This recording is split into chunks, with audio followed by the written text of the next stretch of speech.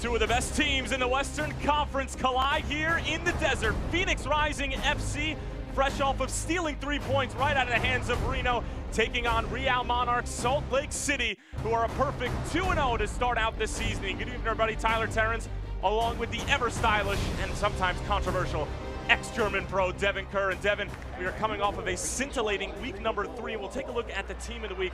Jorge Herrera, Juan Pablo Caffa had terrific weeks, but really the highlight up here, Thomas Enevolton in his first season of football in the United States, really enjoying his time with Orange County. Yeah, unfortunately for OKC and Tulsa fans, Enevolton deciding to get his own little black-gold derby going on.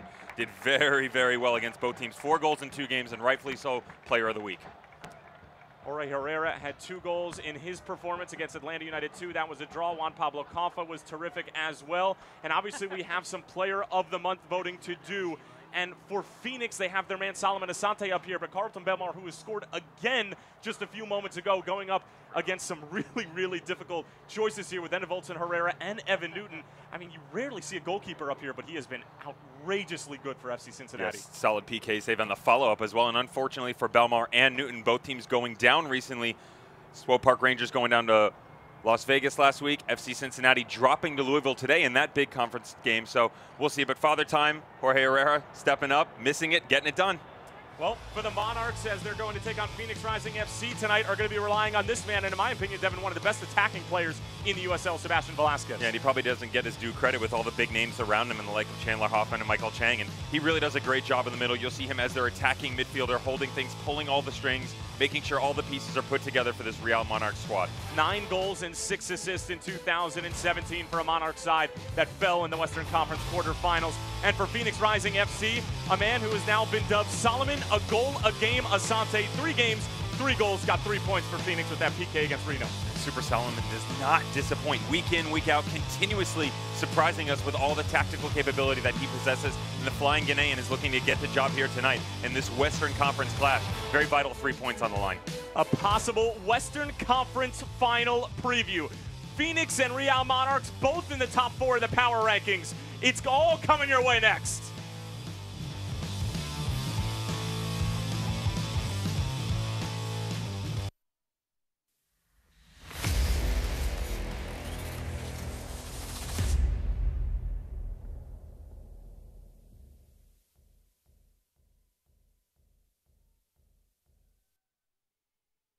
If you just sign that first one there. I'm so sorry. I don't feel comfortable signing that. I don't get the math here.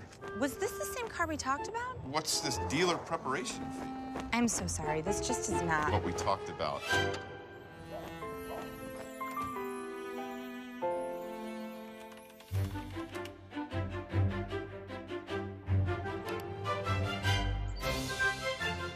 Get the car without the car salesman. Carvana, the new way to buy a car.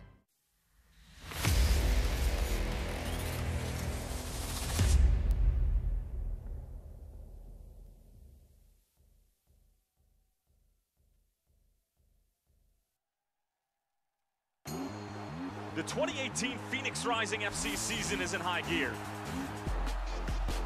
And now with an international roster that's bigger, stronger, and faster than ever, Didier Drogba and his teammates are on a mission to capture their first USL Cup. Watch Phoenix Rising challenge LA Galaxy 2, Wednesday, April 11th, 7:30 p.m. live on Your View, Arizona. Phoenix Rising FC, rising as one.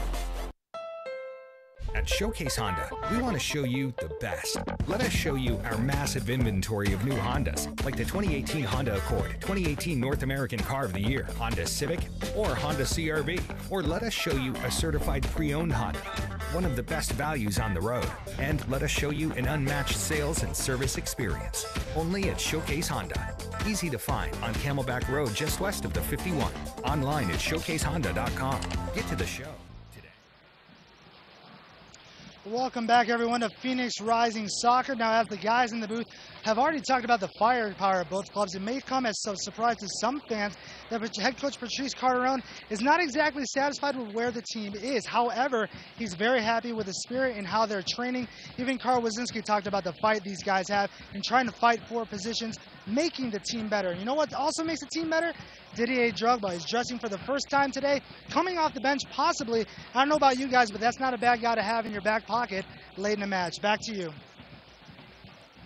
Thank you very much, Jose. And we would have to agree with you that Didier Drogba is certainly somebody who you'd want to bring on late in the game, as he has certainly scored some big goals in his career, to say the least. Now, for Mark Briggs, who's a second-year man for Real Monarchs, Devin, you know, they have so much talent, and I guess you could probably make the argument that with the exception of Phoenix, they probably might have had the best offseason out of anybody in the Western Conference. Well, we said that to Patrice as well. How difficult is it to game plan tactically, if you will, versus this squad, because Briggs has them all lined up, and first-team players coming in, going out, but Acosta and Herrera, the young guns out on the outside, looking to get the job done. And again, we talked about Velasquez, but don't sleep on the holding midfielders, Justin Portillo and Charlie Adams. Those two guys make this team tick. And for Phoenix Rising FC, just one change from their game against Reno. We mentioned before Didier Drogba available off the bench, but Cody Wakasa getting his, not only his first start, but his first appearance of the season at right back. Interestingly enough, in the preseason, sharing some time with Devontae DeBose, and DeBose winning that starting role, but Patrice opting to go a different route. We'll see exactly how that's going to play out, because both teams very offensive-minded, and stepping into a situation like that, maybe get some nerves out of the way early on, so you settle down, get right into the mainstay of things. Jason Johnson still looking for his first goal of the season. He'll be sporting the captain's armband with Didier Drogba not in the starting 11, but as Jose mentioned, making his first appearance in the 18 in 2018. As it appears, our referee, Remy Touchon, is ready to go, and we are underway from Phoenix Rising Soccer Complex. Again, Tyler Terrens along with ex-German pro Devin Kerr. So glad that you can join us for what should be a terrific matchup between a Phoenix Rising FC team who is 2-0-1 to start the season, coming off of that brilliant performance against Reno. In terms of the result, I mean, the style of play, Devin, obviously wasn't, you know, much to look at because it was an ugly game, but just the fact that they were able to go on the road, get 3 points against a Reno team who is the most successful offensive team in the history of USL, breaking those records from a year ago, getting 3 points and getting a clean sheet. And that's Patrice's mantra, and basically every day saying week in and week out that he wants the team to go by is, you know, come home in situations like this, no matter who they're playing, get 3 points, get the job done. And when you go on the road, you want to get a point no matter what. If you can steal something, great. They had some good fortune towards the latter portion of the game, basically in the closing seconds, and they were able to steal those 3 points on the good fortune of the PK. And for the Monarchs, a perfect 2-0 start to the season. It was a 3-2 victory against Tulsa in week number 1. Baird, Hoffman, and Adams with the tallies in that contest against the Roughnecks, who are having a rough start to 2018. Hoffman getting the equalizer in the 89th, and then Charlie Adams the game winner in the 91st, a dramatic affair. And then most recently a 4-2 drubbing of T2, who was actually looking extremely sharp against OKC Energy FC. Stephen Cook's boys are having a difficult start to 2018 as well. T2 up 3-0 on OKC Energy FC, but the game against T2 for Real Monarchs, it was Beasler. 2 tallies from Ryden as Phoenix with an early opportunity here as Solomon Asante taken down. It was a great challenge in the end, as it was Michael Gallagher, the 23-year-old from Washington, with a nicely timed challenge. Asante is down, though. There, early on in the game, you see Asante's speed coming through and caught a little knock to the head from the boot. That's a matchup that you want to keep an eye on, because all that speed, and we've hyped up Solomon Asante, but again, on the left side of the pitch, Danilo Acosta, the left back for the Real Monarchs, you know, the experience at the U20 level for the United States national team. In the first game versus Tulsa, when we saw him come out, got ball watching a little bit on the backside, and that led to their goal. And he has a tendency to kind of float in and out of games, which is not something you want to do versus a talented team like Phoenix Rising.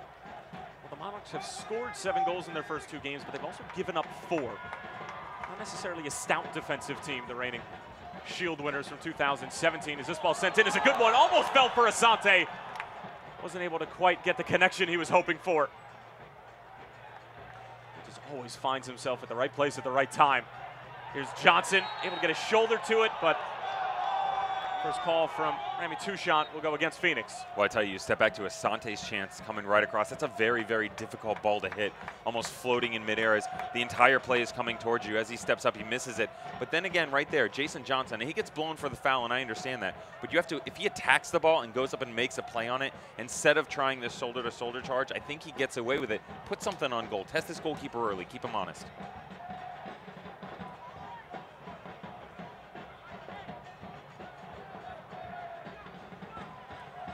Monarchs, of course, coming off of their regular season championship in 2017, went 19-5-6 to lead the United Soccer League. But it would be a disastrous collapse in the Western Conference quarterfinals against the number 8 seed, Sacramento Republic. It would fall in penalties, and a disappointing end to what was a historic season for the Monarchs, who didn't have a winning season until a year ago. Under the tutelage of Mark Briggs, as Amadou Diat able to break up that move for the Monarchs. Well, you got to give all the credit to Mark Briggs for sure. And I think one of the biggest things for the Monarchs last year, obviously having such a stronghold in Rio Tinto and an excellent performance week in and week out there, but going on the road, they were 8-4-4. I mean, most teams would kill for that to even be their home schedule. I mean, their home tally, what they put up. They went 8-4-4 on the road, so proving that whether home or the road, they have no problem going in and showing their full force. And Wazinski is going to be able to handle this properly, and Patrice Carteron has just been gushing about Waz's performance so far earlier in the season. As Wazinski, who seemingly had won the starting job midway through the season last year, but then was hindered by an injury, so Josh Cohen would end up being the guy for the end of 2017, but Patrice Carteron saying pretty bluntly that had Waz not gotten hurt, that the position would have been his, and now here he is with Josh Cohen moving on to Sacramento and making the most of his opportunity between the sticks. And just like you said, Tyler, and I quote, he would have been #1. That's exactly what Patrice told us, and this year he went further to say, Waz has been perfect. I mean, that is a bold statement from your manager, but I'll tell you what, in all the performances that we've seen, whether they've struggled up front or had a few mishaps here and there in the defensive line, the stronghold has 100% been Carl Wazinski. Phoenix with a solid build up here. Asante trying to get around Hurd. Asante towards the back post, but nobody making that delayed run for Phoenix, and the cross, not Asante's best, but he's gotten off to quite the start in 2018. And we're talking with Patrice Carteron about Asante's performance so far. He said, yes, it's been good, but we still haven't seen the best from a guy who's made over 15 appearances for the Black Stars, the Ghanaian national team. And I have a feeling once he really starts to get acclimated that we could see possibly one of the best wingers in the Western Conference, and if not the USL. Well, he said he expects more from him, and we all should expect more from him, as well as the Phoenix Rising week in and week out. And some of that, he said, was the struggle of last year, kind of the way that the squad was set up. The speed was a little bit different. Had a little bit trouble finding form, which is crazy considering they went 11-1-3 to finish off the season. I mean, that's scary to think of, but they've come out early on, unbeaten, struggled a little bit on the road, then came back home, got a nice win, and from there it's been a little bit touch and go. But again, last week struggling, still getting 3 points on the road. But games like this, when you come home, this is where you want to provide your fortress if you're Phoenix. And you got a great squad like Phoenix Rising and an excellent manager in Mark Briggs stepping in. You want to show them who's boss if you can. Back to your point, Devin, about how Phoenix have been so good. As this one sent into the corner, and it's Chandler Hoffman able to keep it in play, but a good sliding challenge from Amadou Diat. But back to your point, Devin, Phoenix has only lost 1 game since July 30th. 250 days, more than 250 days, without a loss. Obviously with that draw and then penalty kick loss to Swope Park Rangers. As an early ball sent in, broken up by Mike DeFont, and then cleared away almost to the foot of Chris Cortez. A handball on Beasler, and it'll come out the other way. So good defending from Phoenix.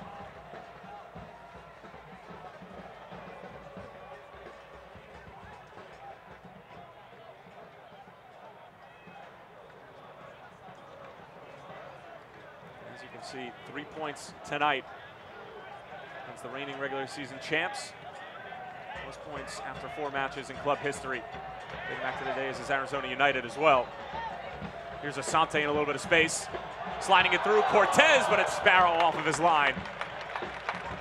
It's exactly what Patrice Carteron wants to see. Possession-based style football, trying to build up and providing this exciting, lively entertainment for the fans. And that all started from holding midfielder, the classy Colin Fernandez, as he stepped up, won the ball, and just excellent distribution going forward to Chris Cortez. Unfortunately, Chris Cortez on those long legs couldn't get just to the outstretched reach of Connor Sparrow. Well done by the goalkeeper stepping up into space.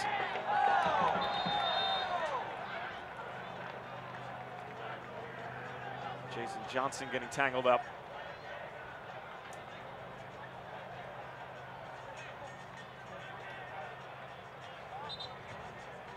Johnson still looking for his first goal of the new season. It's really been Asante and Chris Cortez who have stolen the show from an offensive production standpoint. Cortez, flag will stay down. It did take a deflection. Asante. Jamaican Kevon Lambert. Colin Fernandez challenging. Johnson with a clever little back heel to find Dia. Johnson asking for it back. He'll receive it. Johnson whipping it across, but nobody at the back post. Electric play from JJ, and it almost resulted in a fantastic Phoenix goal. The Reggae boy stepping up and showing off his skill set, opening 10 minutes here. And I'll tell you what, that first ball should have been sprayed outside by Kevon Lambert, but JJ steps in, has no problem doing the work for him. What a great ball right across the box, and Chris Cortez has got to be crashing in on that 6-yard box. Phoenix should be up 1-0. It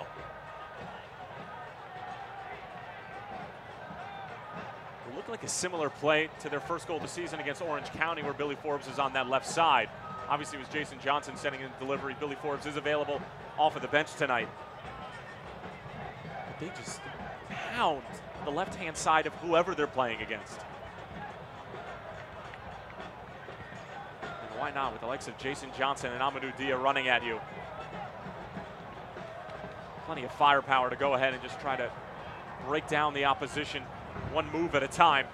Monarchs looking to break down Phoenix now. Goes out wide for Josh Hurd. Hurd with good delivery. And Amadou Dia stationed correctly.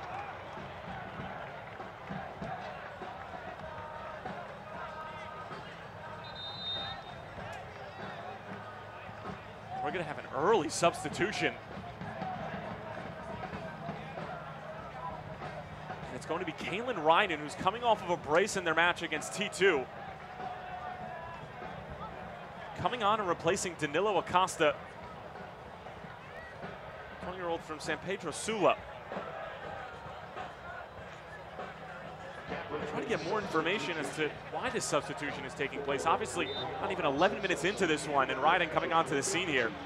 You have to imagine that Acosta maybe just tweaked something, and they want to make sure the youngster doesn't have it become a persistent injury. But obviously not the best situation to be in if you're Mark Briggs, but being able to bring on Ryden, not a bad option. Yeah, we can only speculate at this point, but like you said, Tyler, bringing in Kalen Ryden, USL Team of the Week, and scored 2 goals last week versus T2, so definitely up for the task for sure.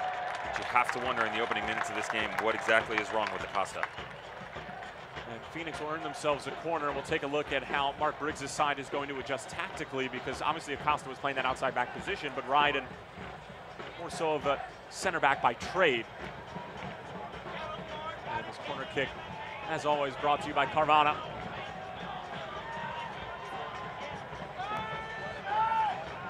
Asante trotting over to take the corner for Phoenix, who have been knocking on the door of the Monarchs in the early going here. Fernandez, and Sparrow was able to get down. Nifty little design set piece.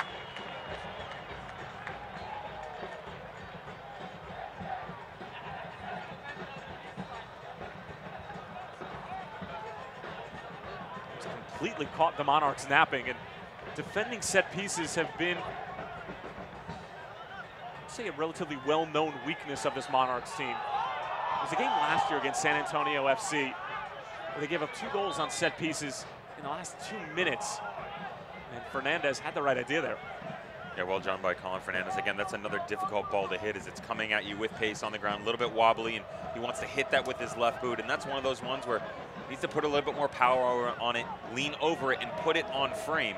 Obviously, you want to pick out a corner, but Most important thing is to get a good shot off and just doesn't get enough behind it. Going back to your point, Tyler, they have struggled for sure. And, you know, even going back to last game, 3 goals in the second half, all were from set pieces. Now, they were the benefactor of one of those goals, but the other 2, T2 stepped up, and that's one of the things with the Monarchs that we've seen in their opening 2 games is that they, again, Mark Briggs and his squad, extremely talented top to bottom, but they're letting these teams hang around, and they've definitely tactically, statistically won the first 2 games. They didn't win the first game until the final 2 minutes. They were down, 2-1 in the final 2 minutes of the game. And then they were very, very fortunate. Chang was able to connect with Hoffman, and then Baird was able to pick out Charlie Adams, and they won it in extra time. And then even with T2, they kind of let them creep back into the game as it jumped to 3-2. So the Monarchs, all the talent that they have, need to do a little bit better at home or on the road of kind of tightening their grip as the game gets a little further on. Stefan finding Dia. Amadou Dia just trying to slip past Aaron Herrera, 20-year-old from Casa Grande, Arizona.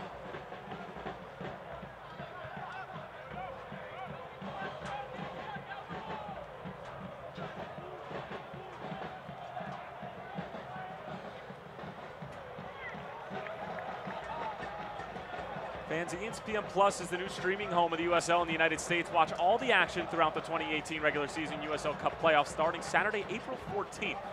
Visit USLsoccer.com for all the information that you need.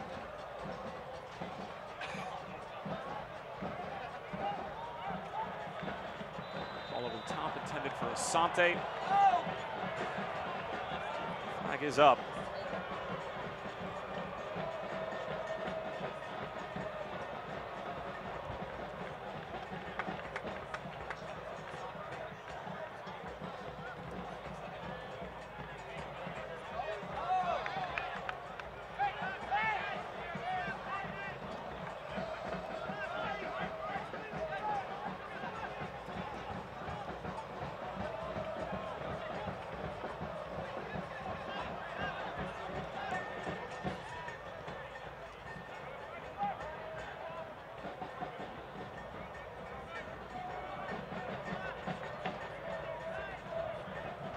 This looks similar to what we saw in the last meeting between these 2 sides at the end of the 2017 regular season, Devin, where Phoenix came away with a 2-0 win.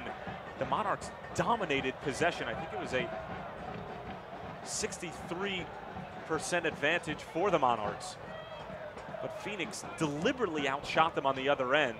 And it was just one of those things where, you know, obviously Patrice Carteron wasn't thrilled with how much of the ball other teams were having towards the end of last season, but Phoenix did such a good job of absorbing pressure and limiting not only the Monarchs, but most of their oppositions toward the end of the season. And it worked, and they were just able to dismantle a Monarchs team who skidded into the playoffs last year. And a lot of that number is meaningless possession for sure. No disrespect to any team that played Phoenix, but when you're going back and forth across the pitch, left to right, most managers in the world will tell you they don't mind doing that. Now, a lot of guys are going to want to have the ball at their feet and make sure that their team is in command. But like you said, Tyler, if you're getting results out of it, what's it matter? I mean, if you're succeeding possession, that's fine. You capitalize on your opportunities going forward with the likes of Solomon Asante, Didier Drogba, Chris Cortez, Billy Forbes, the list goes on. And as long as you step up and are able to close out and get the points, what does it matter? You know what I mean? Briggs, I understand, he likes to hold the ball, and rightfully so. Every style of soccer fits everybody a little bit differently. That's what works for Patrice, and that's what works for Mark Briggs. Mark Briggs, of course, the reigning USL Coach of the Year, winning the regular season championship in 2017. Pretty extensive playing career over in England. He's 36 years old. He's the assistant and head coach of the Wilmington Hammerheads back in their days, and then was the assistant with the Monarchs in 2016, and then named the head coach in 2017. As you mentioned at the top of the broadcast, this is a club that is in their 4th season. The first 2 seasons, they didn't have a winning record. And all of a sudden, as Johnson was waiting for it to fall for him, it was good defending in the end from Beasler and company. Crowd here at Phoenix Rising Soccer Complex asking for a foul.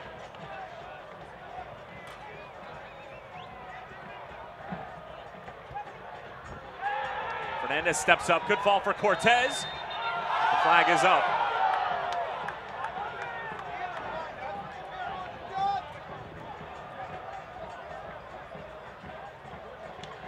call back as a foul first, which is probably the right call from the referee, as the challenge in on Fernandez was a late one. Fernandez just trying to shake it off. 20-year-old from Downers Grove, Illinois.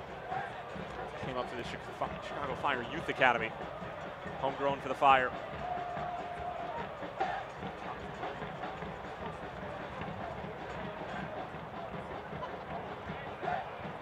This is an area of concern for the Rising. Their first few games, they haven't had the best of service from Colin Fernandez. Needs to pinpoint this a little bit better when he gets into these set pieces. Give the boys an opportunity to get on the end of it. Fernandez, right on cue, Devin. Not his best delivery.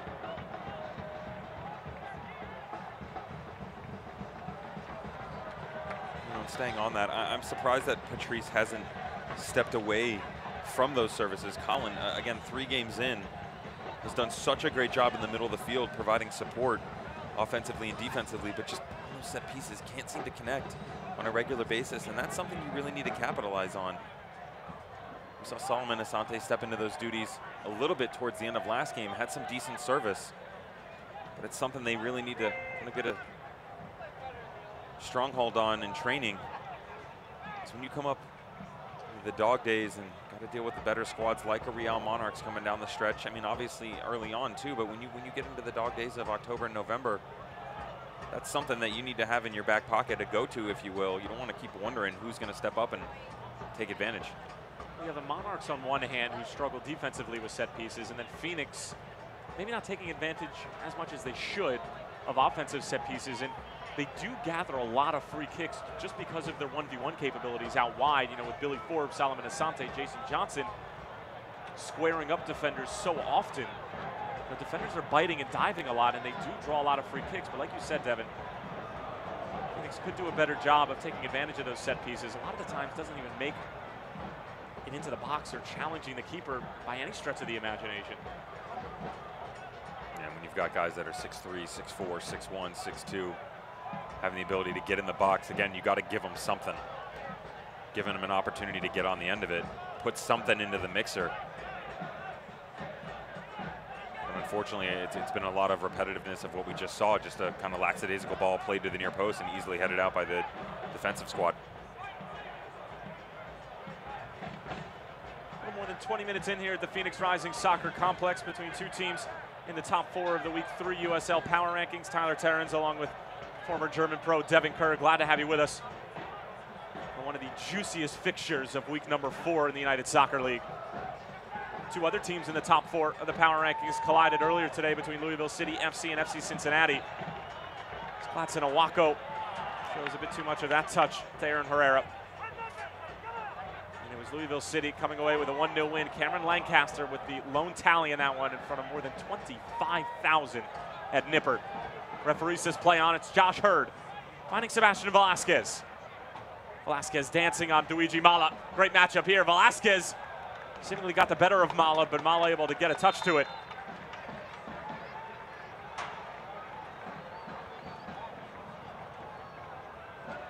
And it looks like the last touch actually might have come off of Velasquez, and it'll be a goal kick.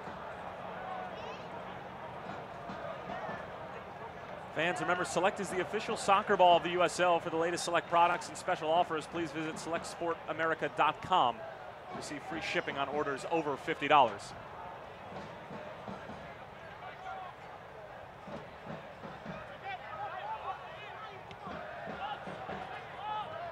Ball over the top, intended for Cortez, but only will find the mittens of Connor Sparrow. Something to keep an eye on here from the Rising tactically is the past 5 minutes, Patrice has shifted his boy up the pitch a little bit more. In the opening 15 or 16 minutes, they were sitting back, seceding possession, but you can see them playing a much higher line on the pitch, making the Monarchs play out of the back. It's opening up the game a little bit more.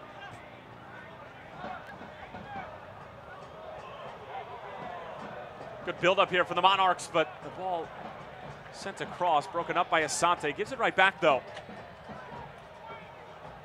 Adams whipping it across, and Diaz fouled in the end.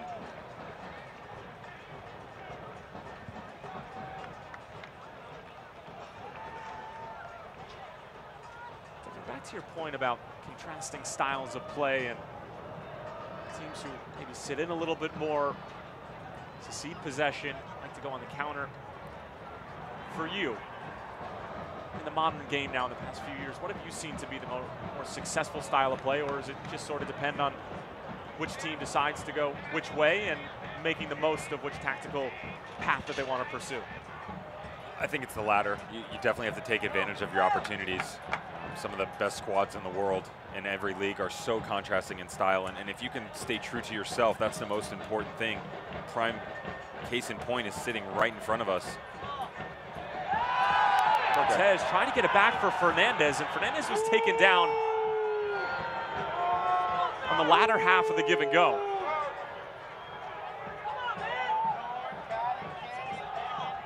Hoffman. Portillo coming back to receive it.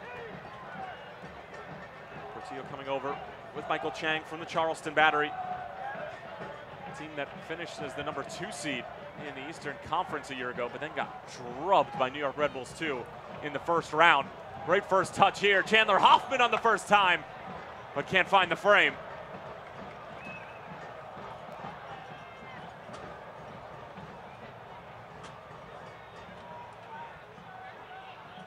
This is exactly what the Monarchs want to do. Chandler Hoffman finding the net so many times last year. Doing a good job by the Monarchs, getting to the byline, cutting it back, and that's what you're going to see. They're going to push the ball all over the pitch. They like to move in tight spaces, but the biggest thing with them is they'll go back and forth, and boom, very similar to the attack of Phoenix, they will go and they will bite you hard. The difference is that Phoenix is almost fluid in one motion from back to front. The Monarchs will go left to right and then try and sting. Here's Johnson, sizing up the Monarchs defense. Asante, Gladson Awako. Falls for Asante, claiming that the Monarchs touched it out of play, and indeed it will be a corner. Had a couple of calls for penalty kicks early on here, Devin. You think any of them were warranted? No, on the reverse side of things, you got the Monarchs yelling for a simulation foul here. See Gladson Awako go through, and he definitely dives. Takes a little touch to his left, and as he comes back, you see Kalen Ryden stepping back in, doing a good job. Awako going to ground. I think he's lucky to get away without being carded in that situation. Corner kick coming up from Colin Fernandez, brought to you by Carvana. Fernandez, decent ball in. Sparrow punches it away. And good work from Velasquez to win it back. Sebastian looking to take on the entire Phoenix middle of the field, trying to spark a counterattack the other way, but solid defensive work and ultimately a free kick coming up for Phoenix.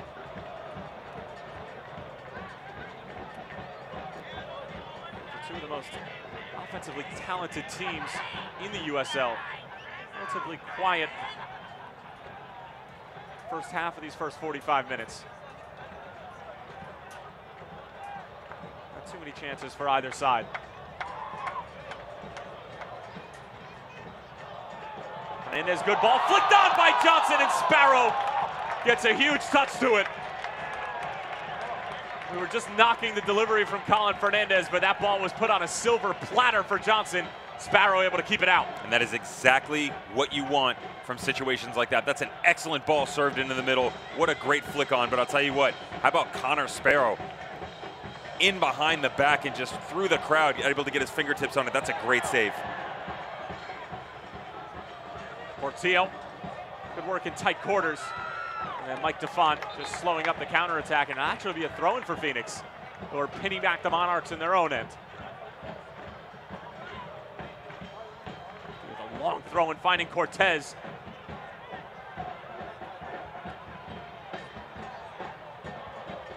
Player of the week in week #2 with 3 goals and an assist against OKC Energy FC.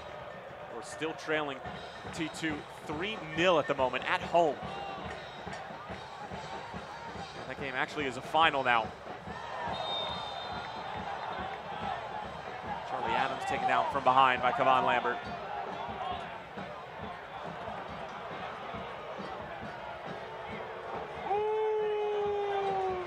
A yellow card for the Jamaican Kavan Lambert. Shown mustard here in the 28th minute.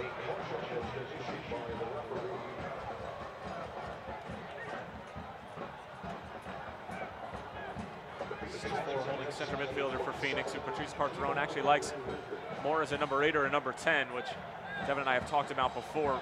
Seems relatively surprising because he seems like a prototypical number 6. Always interesting to hear what Patrice has to say during our weekly phone calls with him.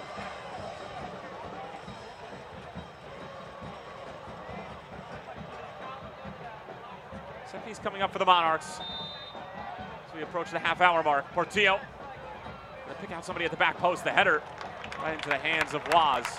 Great defending from Mike DeFond, the loan from the Colorado Rapids, who has stepped into this club and really just played his way into one of those starting back positions.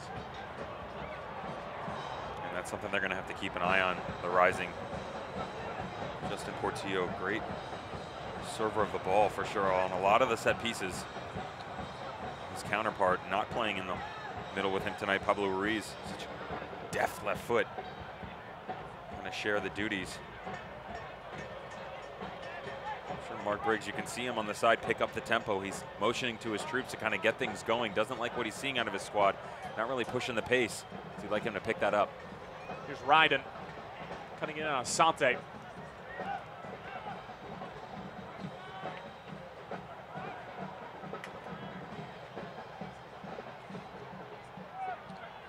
Flick on.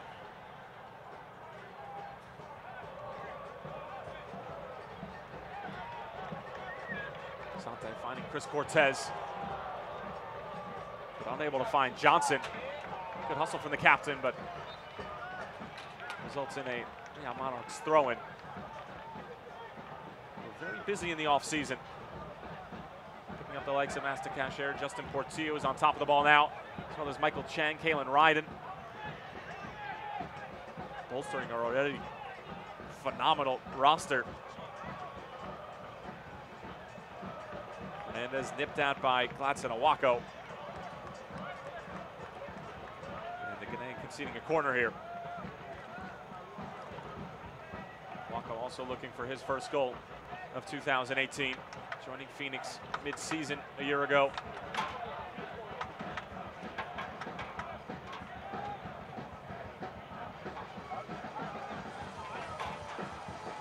Portillo on the corner, it'll be an outswinger. Good ball in from Portillo. Chris Cortez, as he normally does, back for defensive responsibilities, using that big frame, able to win the header. Back out for Portillo, another great ball in. First time shot actually hit off of DeFont. Still loose in the box, Velasquez. And held on by Carl Wazinski. A tizzy of action right in front of Waz, but he comes away with it.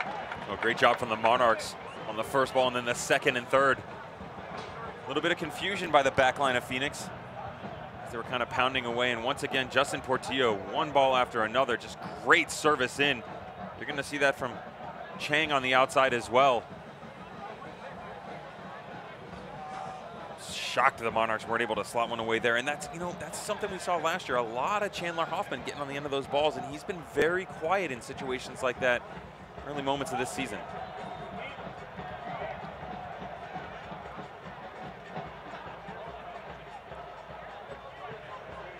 Again, as we week in and week out continue and talk about the trials and tribulations of each and every squad, we're quick to forget that it is only the third or fourth game for most of these squads.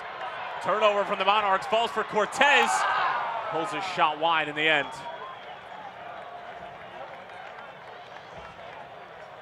Horrific giveaway in the middle of the field, and Monarchs lucky to come away unscathed.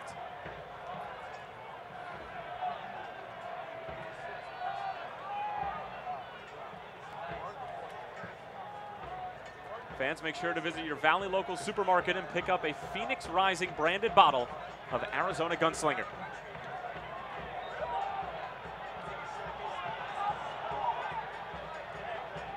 See a little bit of frustration by midfielder Sebastian Velasquez, stepping way deep into his own half to come and get the ball. The attacking midfielder to get his touch on it, and he saw the turnover there, and as Chris Cortez goes forward, and to be a little bit critical of him, he takes a look up. If you're gonna go, have a crack the first time, but he takes a touch, gives Connor Sparrow and the Monarchs an opportunity to get back and restructure themselves. Cortez finding Awako. Gladson Awako, it's off the bar!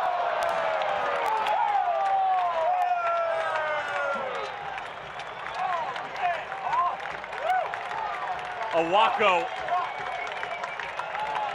rattling the woodwork right in front of the Red Fury.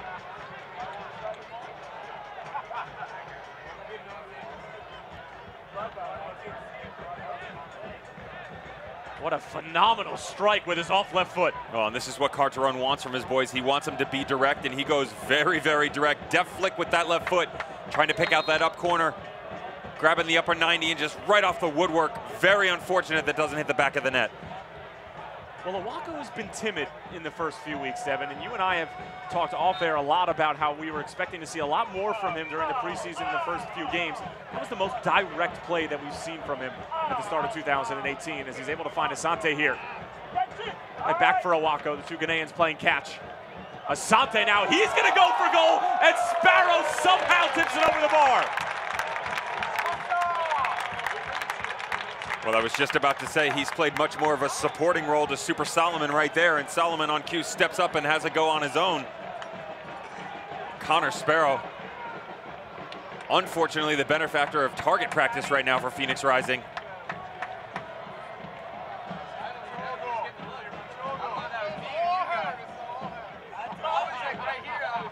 Asante, collision between Sparrow and Defont. And Portillo just thumps it the other way. Phoenix starting to cook with gasoline right now, but the Monarchs looking to take advantage of a counter on the other end. Sebastian Velasquez just kind of ran out of steam there. Well done by Duiji Mala to step up and hold it. Good job by Amadou Dia as he kind of pushed him off. And as you said, the Monarchs trying to go the other way, but not a lot of gas left in the tank. Have not looked dangerous going forward so far.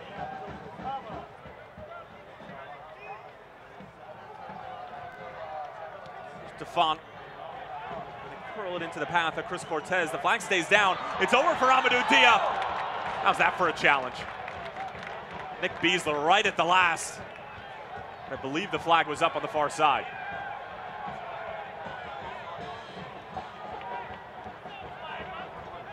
That's a great job by the center back, tracking the ball and the defender all the way through.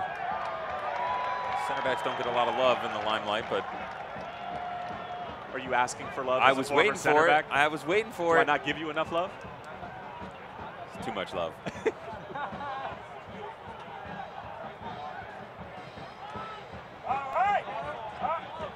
Over for Johnson. Looking to square up the 20-year-old Herrera. Looped all the way to the back post over the head of Solomon Asante.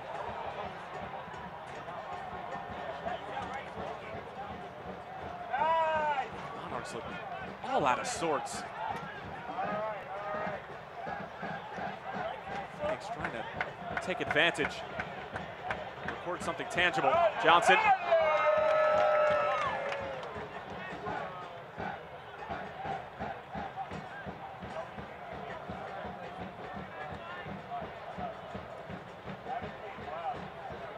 Patient build up here from the Rising.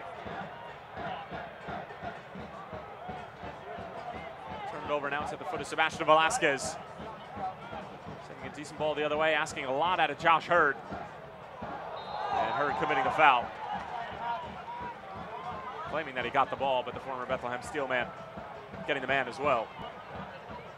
It's the first time we've really seen any force out of Josh Hurd on the left side. And tell you what, the shocking move, in my opinion, by Patrice Carteron was the replacement of Devontae DeBose and bringing Cody Wakasa in on the right, as DeBose stepped up in preseason and kind of pushed forward for that spot a little bit. He's been the starter and the player every single game in these opening matches the Rising has had.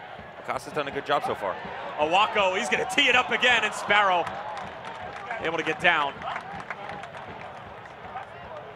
I'll tell you what, Gladson Awako is really enjoying life right now, finding infinite amount of space along that Monarchs back line.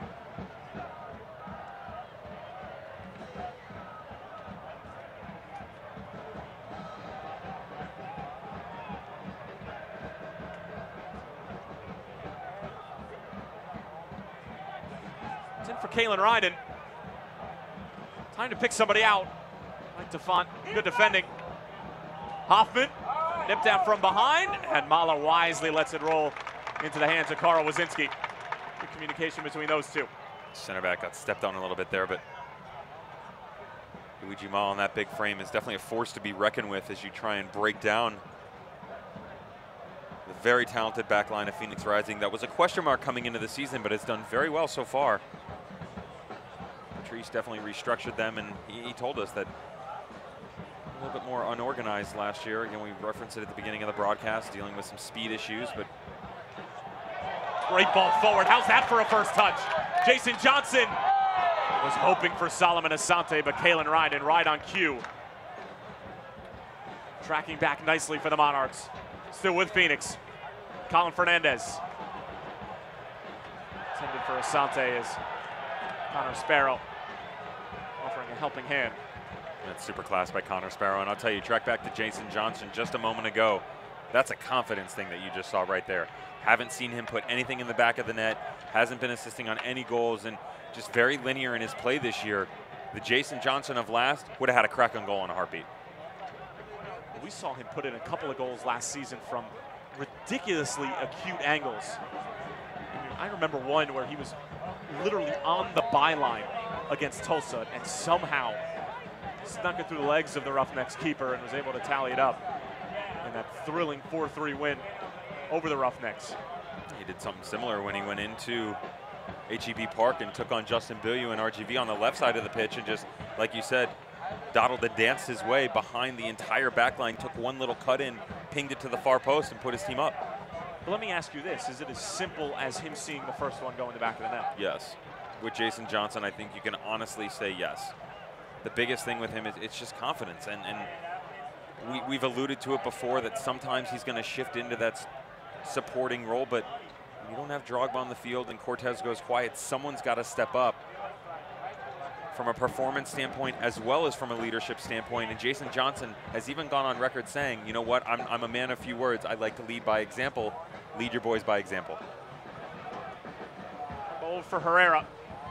Stinks it across. It's not a bad idea. Chang. Ripped away by Amadou Dia. And Johnson sending it the other way. Chris Cortez looking to take advantage of Gallagher as those two are in a shoving match. And it's Gallagher who wins the battle.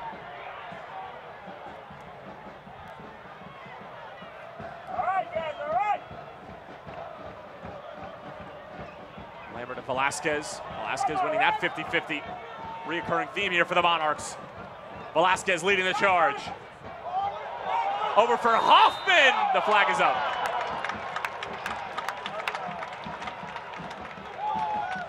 Chandler Hoffman finished second in the Golden Boot race in 2017 with 17 goals. Just couldn't quite hold his run. Birmingham, Alabama native. He's actually the first Alabama native to attend UCLA's soccer program. And of course, Birmingham getting their own USL team. First season in 2019.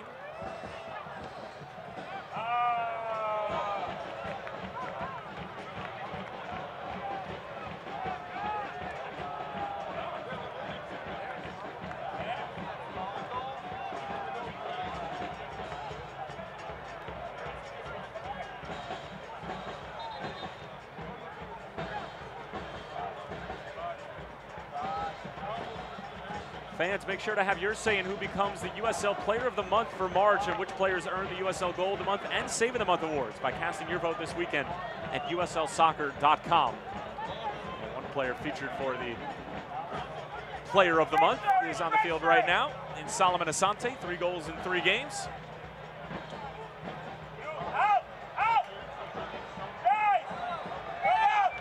And the Monarchs wasting possession after possession. Very uncharacteristic of a Mark Briggs side. I'd love to be a fly on the wall in that dressing room at halftime to see exactly what choice words he has for his squad. Word right now is that we'll have 2 minutes of stoppage time here at the Phoenix Rising Soccer Complex. Still 0-0 between these two dominant Western Conference teams.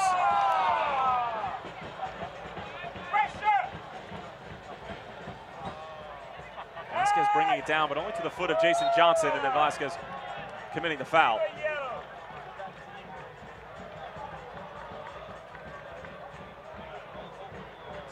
for JJ to really get going.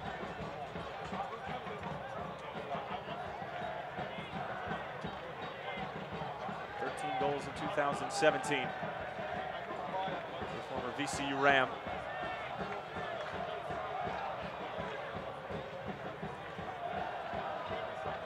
Colin Fernandez, another opportunity from the set piece.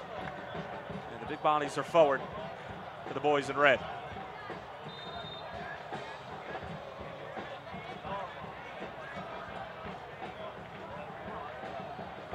Fernandez.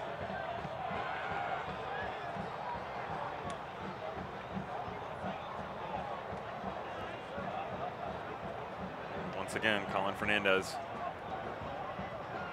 stepping up with poor service, and that's just something that's got to be addressed immediately. You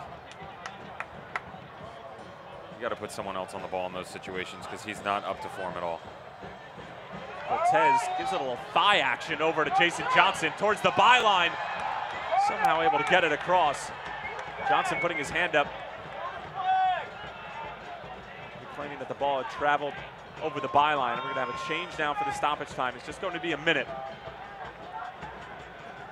Credit to Aaron Herrera on the right side as he had to chase down Jason Johnson, doing a good job of using his body, cutting down the angle.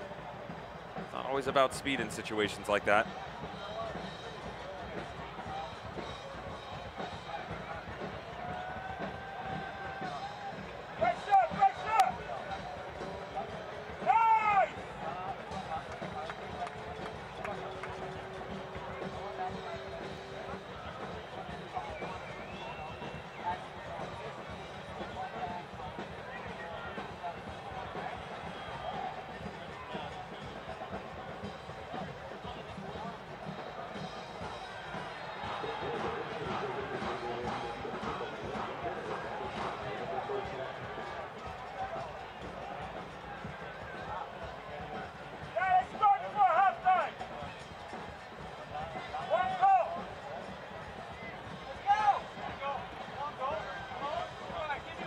From Gallagher, but conceding a throw-in.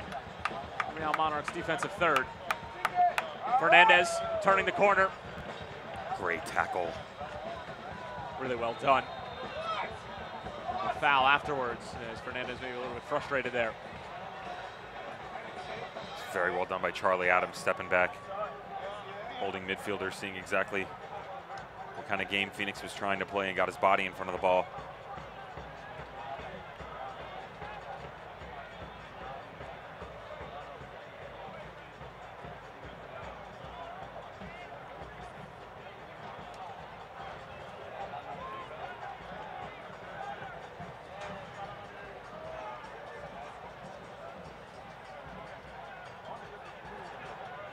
Solomon Asante on the move. Ball over the top. Chris Cortez, flag is out. Beasler and Gallagher knew they have it covered from the get-go, but the crowd here at Phoenix Rising Soccer Complex not agreeing with the assistant referee. As that's going to do it for the first half here in the desert. Two of the more dynamic offensive teams, not only in the Western Conference, but in the USL. Right now, a goalless draw at halftime. Devin Kerr, your thoughts? Lackadaisical by both squads for sure. You're Phoenix, you got to be more deliberate, push the pace. You've been successful when you've done so. Haven't put anything in the back, but find Gladson Awako. He's been a limelight here in the first half. And Real Monarchs, you need possession, you need purpose, and you need Chandler Hoffman. Well, both teams undefeated to start the 2018 season, looking for some sort of offensive production in the second half as we'll head to the halftime show. But don't go anywhere. Special interview coming up with Jeff Memlamar of Denzi and Derry with our very own Jose Bosch. Stay with us.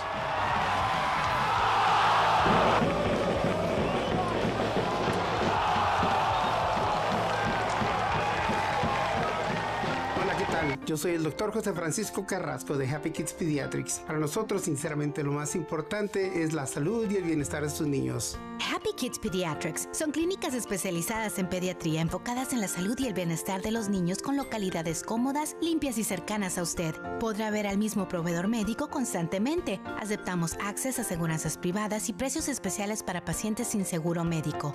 Happy Kids Pediatrics, sirviendo a la comunidad hispana por más de 18 años.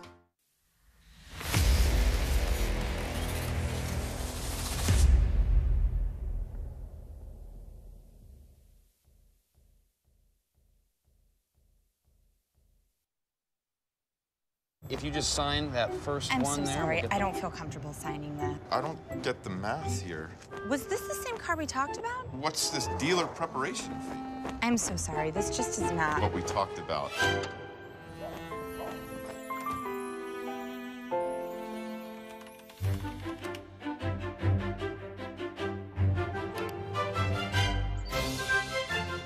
Get the car without the car salesman. Carvana, the new way to buy a car.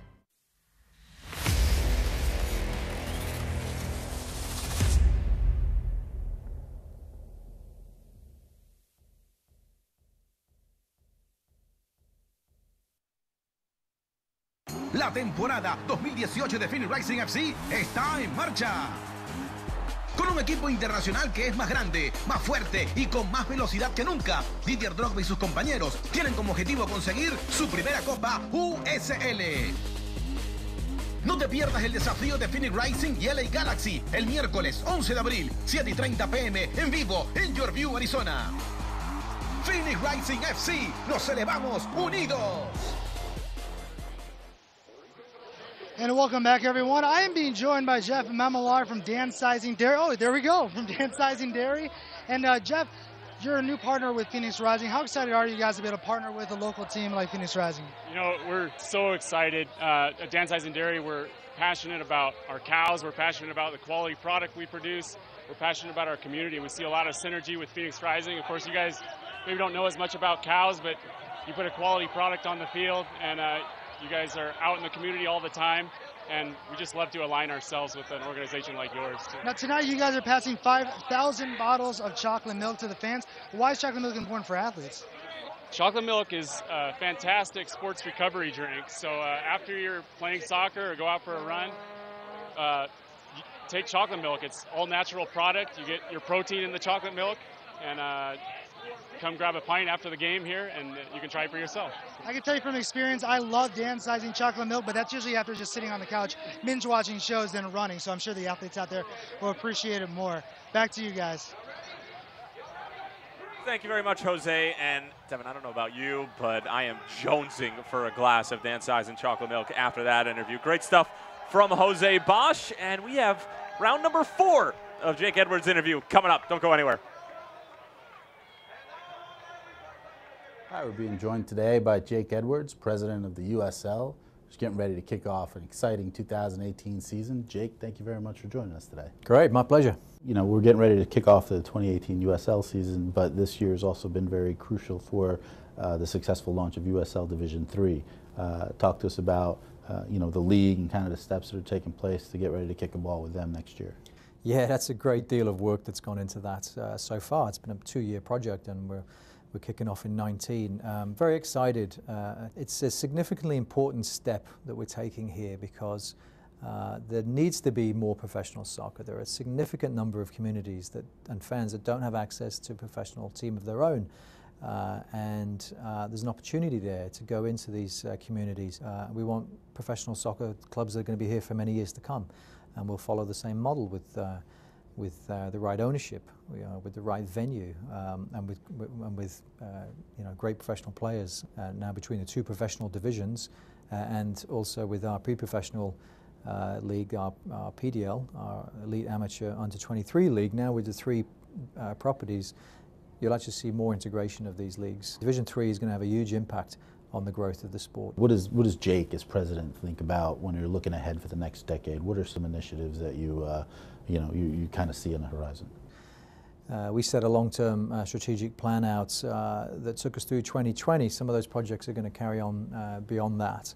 There'll be some more expansion into the USL for Division 3. It's the continuation of our soccer-specific stadium push to get all of our teams playing in those venues. Again, continue to focus on the competition level, continue to attract quality players and world-class stars into the league, and coaches as well. You know, a large part of what we're going to be focusing now is on the commercial growth and the media growth of the league, as we've built significant interest and significant quality, and there's a lot of people that want the content now, and so we're going to be unveiling a lot of new partners over the coming 12 to 24 months. So there's a big area of focus there for the league. and ultimately the fans. You know, keep servicing the fans, keep engaging with the fans, keep giving the fans, more and more great professional soccer for them to come out and support.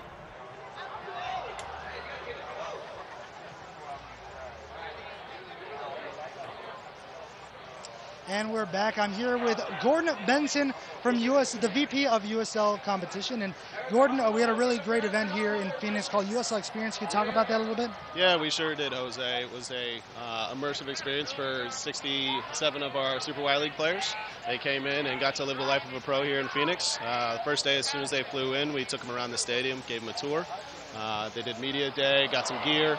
And today they had their games. Yesterday they were training, and obviously it culminates in this fantastic environment out here tonight. So, how important is it for you soccer players to have an experience like this?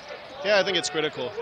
You know, that way they have a reference point for what type of discipline they need to have, what it requires, what it demands. You know, it's easy to say everybody to say that they want to be a pro, but to actually see the sacrifices and the time these guys put in is there's no better reference point for them. Now, last night the kids got a chance to meet and talk with Didier Drogba. How cool would it have been for you growing up to meet a player as big as him? Sure, yeah, that's one of the benchmarks of our programs is we think about our inner player and how jealous we are of the current players in the program. So, yeah, Didier was fantastic, along with the Phoenix Rising staff, technical staff, and operations staff. So he was very generous with his time, and obviously he's a global icon, and it's no surprise that Phoenix Rising can attract world-class stars out here with the atmosphere provided by the Red Fury and the Banditos and everybody here in this environment. So it was just a tremendous event top to bottom, and Didier certainly made it special. I won't name names of the other two cities, but Phoenix was the best USL experience, right? They certainly took it to another level. Now the brand makes sense because things are on the rise out here for sure. Awesome. Thank you very much. We appreciate having you guys out here. Now we'll go to part 4 of Jake Edwards' interview.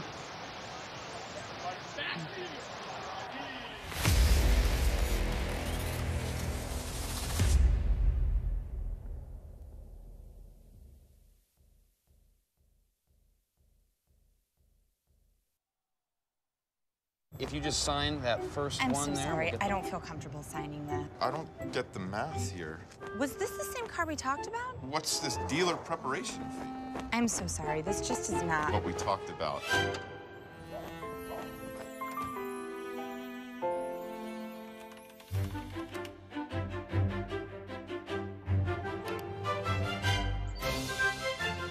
Get the car without the car salesman. Carvana, the new way to buy a car.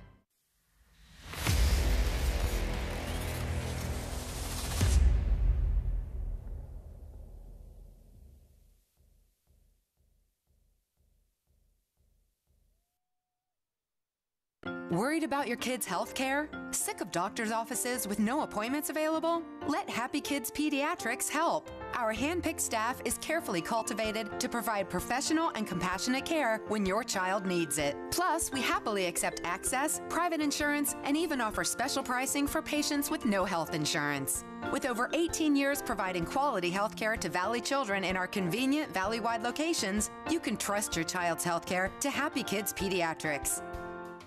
Spruce up your home this spring with the newest selection from Pruitt's. We've got all the latest styles at refreshingly low prices, like this Abbey Espresso 5-piece dinette, table and 4 stools, just $199. Or this Alenia smaller scale 2-piece sectional, yours for just $599.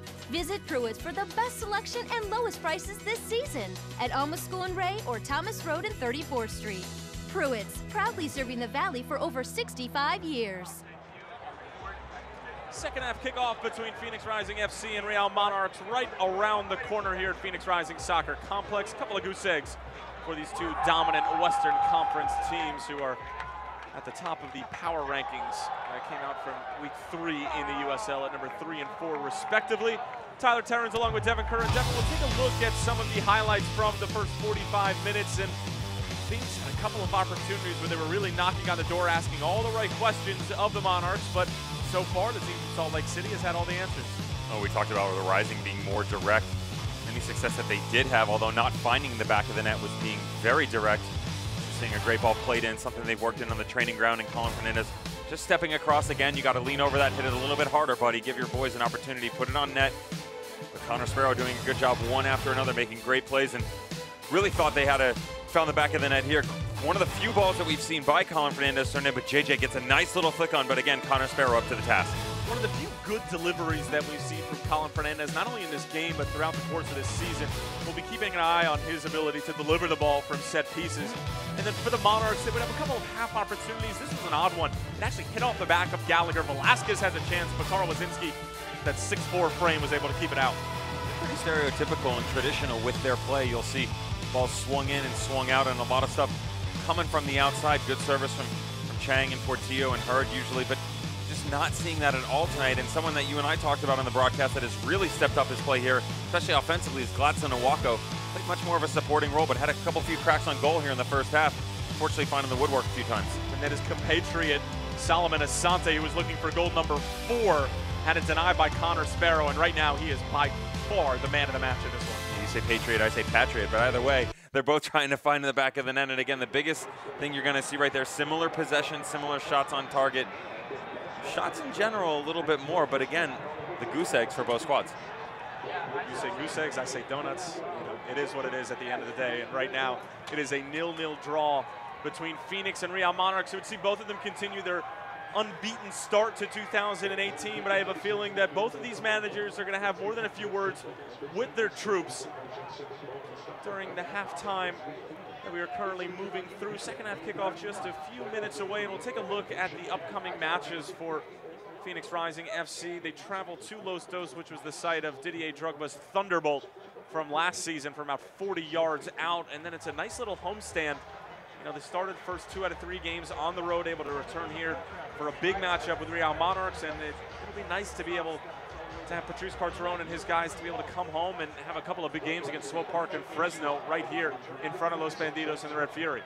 Swope came out flying, and unfortunately the past 2 weeks have kind of pulled off the throttle a little bit. Saw them go down to Vegas, and again today, getting a 1-1 draw with San Antonio FC, but like you said, come home and get the reins a little bit more, and you deal with Fresno, Los Dos, OKC, another team that has really not lived up to the hype. They've struggled in the early going of this USL season. Well, they are under new management in Steve Cook after Jimmy Nielsen stepped aside after leading them to a second Western Conference final appearance, but were not able to get over the hump as they were down by Swope Park Rangers in penalty kicks. As the fans here at Phoenix Rising Soccer Complex have seen some decent action so far. But if you're Patrice Carteron, what might you be saying to your team at halftime? According to Jose Bosch, they need some chocolate milk. No, you know, they just got to get it together. Again, I'm very critical of the dead ball situations. I don't think they've done a good job there whatsoever, and I think they need to be more direct. Every match that they have had success in, it's when they've gone forward and they've gone with pace, and you see that. You see early on in the first half here, Gladson Owako taking 1 touch on the turn, 1 in front of him, 1 off the bar. You know, same thing in Solomon Asante. Any of the goals that we've seen, which have been great by the way, have been down the flank with speed, with pace, knocked across the middle, whipped across the side, and just excellent finishes. And when they kind of step back a little bit, that's where we've seen them lull in and out of games, like they did versus Orange County, like they did last week versus Reno. Very lucky to come away with 3 points on the road. But again, Patrice saying the biggest thing for him is to make sure they have an opportunity to play pretty football, and that's, right now, they still have the opportunity to get 3 points. On the other side, for Mark Briggs and for the Monarchs, you know, they looked out of sorts. They really haven't looked themselves, but again, they had a lot of personnel turnover from a year ago. Not so much turnover, but just adding a lot of new pieces. Kalen Ryan is one of them, Gallagher, as well as Justin Portillo, Michael Chang coming over from the Charleston Battery. Is it just a matter of trying to work out these opening stages kinks, or do you think that there might be something deeper with this team who given up 4 goals in their opening 2 games? And they're just trying to find their right chemistry. You know, when you slide players in and out, it's hard to figure out exactly what tutelage you need to tweak here and there. I mean, look in the middle of the field, you've got Charlie Adams stepping in, who's more than capable of doing his job, but Pablo Ruiz and Justin Portillo did a great job in the opening games. You have to wonder why Briggs decided to go that direction, and going forward, we've seen some troubles because of that. You've seen Velasquez doing a lot on his own, almost tracking back to the top of his box to come and get the ball. And that's what offensive-minded players do when they're frustrated. We haven't called Hoffman's name. Chang haven't called his name. He serves a phenomenal ball. He did so for such a long period of time at the Battery. and did so in the first 2 games of their season, and we haven't seen any of that service whatsoever. So again, just trying to build chemistry and camaraderie. But again, this is only their 3rd game of the season. Not only their 3rd game of the season, but this is their first real test. I mean, no offense to Tulsa and T2, but at the end of the day, you know, those 2 teams don't really compare to Phoenix Rising. Their ability to go forward, their ability to defend, and their ability to absorb pressure and hit you on the counterattack. So, you know, this is obviously their first test. It's on the road. But again, this is a team who has a perfect start to the season, 2 for 2, 2 wins, 6 points. But here they are at Phoenix Rising Soccer Complex, almost ready for the start of the second half. And they did look out of sorts in the first 45 minutes, so certainly some changes need to be made from maybe a tactical and personnel standpoint for Mark Briggs, who is looking to continue this fine start to the 2018 campaign. And Tyler Terrens along with ex-German pro Devin Kerr, and we are underway for the second half between Phoenix Rising FC and Real Monarchs of Salt Lake City. And there were no changes made at halftime, but the Monarchs did have to make an early substitution. It was Kalen Ryden who came on for Danilo Acosta in minute number 11. Still aren't exactly sure as to why that happened. Good ball forward, great defending from Luigi Mala as Hurd was trying to go through the strong center back, and then Hurd committing the foul out of frustration.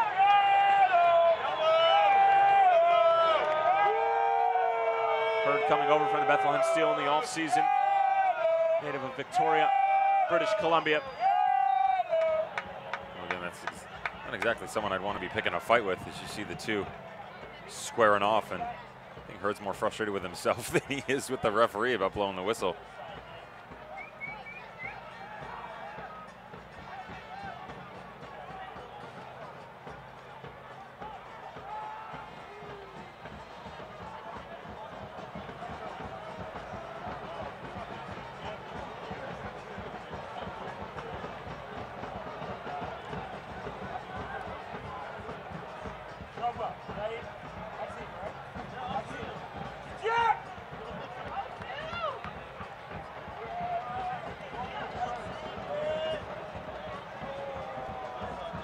Phoenix have been successful against the Monarchs here at the Phoenix Rising Soccer Complex. 3-match unbeaten streak. The last matchup was towards the end of the 2017 schedule, with the boys in red coming away with a 2-0 win and just dismantling this Monarch side who dominated possession but really couldn't muster up any real chances.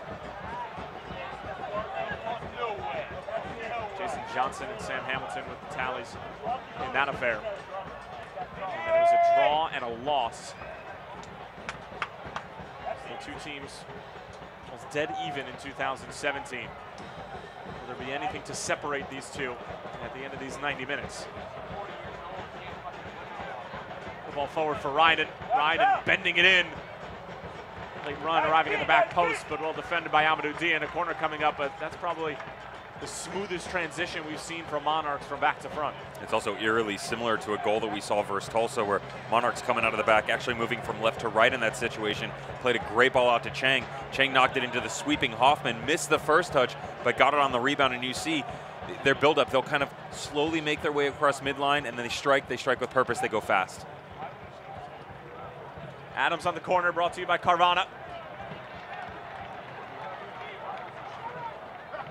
As far as Herrera, able to send it back towards Adams. It's a great move, whips it across, but Carl Wazinski, position at the near post, able to handle it.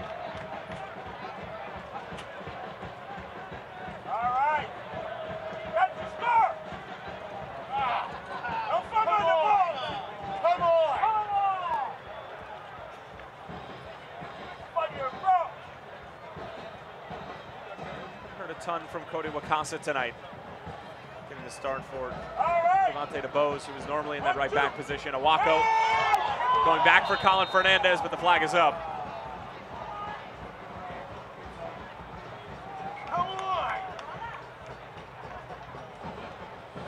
Head referee Remy Touchon getting involved again. You have to wonder if that was actually on Fernandez on the through ball, or if it was Chris Cortez at the bottom of the screen. Second or third time they've had the whistle blown on in the offside situation. Here's Hoffman in a little pocket of space. Closed down quickly by Luigi Mala, but Mala commits the foul. And the set piece coming up for the Monarchs here.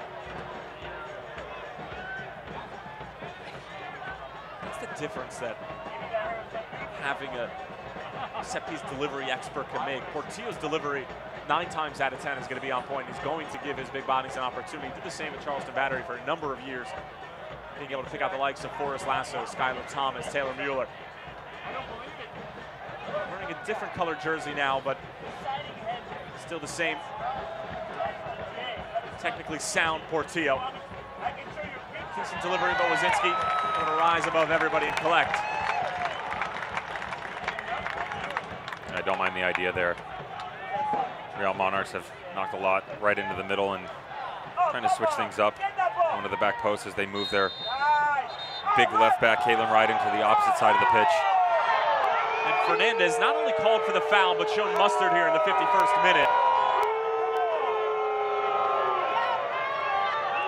I was surprised to see that was called a foul, let alone a yellow card. You have to wonder if Colin Fernandez got caught yapping his mouth a little bit there with the head referee. You can relate to that, right? No idea what you're talking about. We're going to get a better look here as Colin Fernandez steps back, and I think maybe he gets frustrated by something that he said to the referee right here. Right after that, not really a foul like you said, yet alone a yellow card. So Colin Fernandez just got to keep an eye on things in the final 40 minutes here. And both their holding midfielders, Kevon Lambert and Colin Fernandez, sitting on yellow cards. Something to keep in mind for the Monarchs. Both of them holding central midfielders on yellow cards, and like you mentioned, could pose a problem for Patrice Carteron. I would have to imagine he's going to bring at least one of them off at some point tonight. Velasquez just ushered out of bounds by Cody Wakasa. It's good defending in the end. Seen Phoenix really get going here at the start of the second half.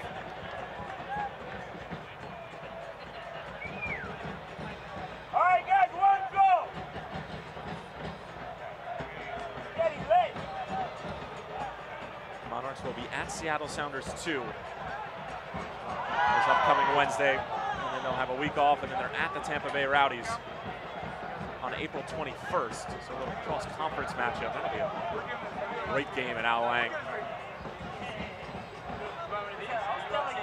that don't get to see a whole lot of each other, but should make for an interesting matchup.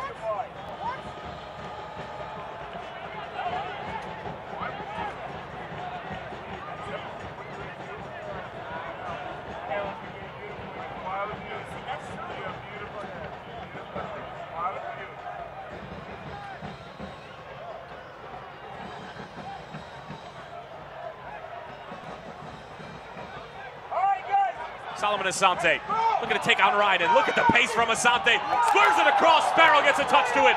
Fernandez blocked in front.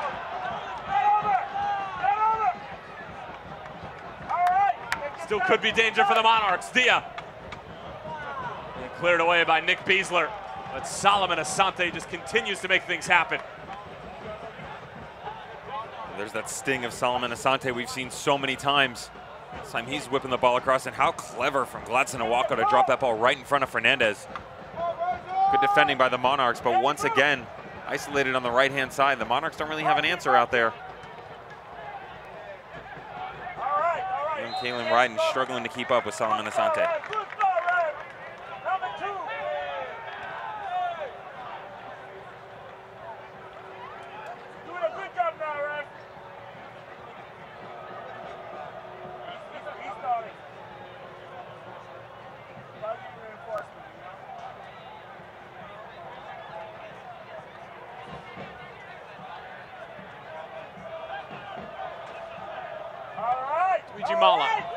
Clipping it forward for Asante. The flag will stay down.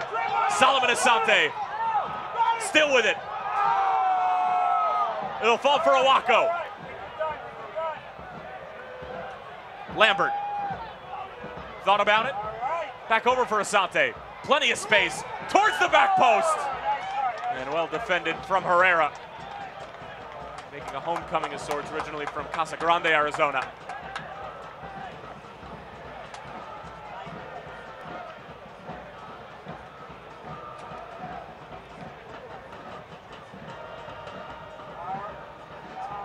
Casa.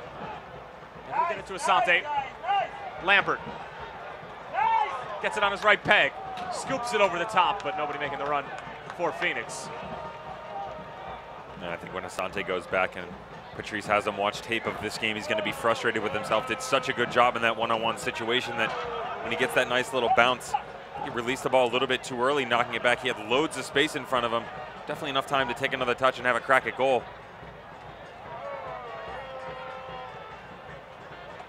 Velasquez out wide for Hurd. All yours!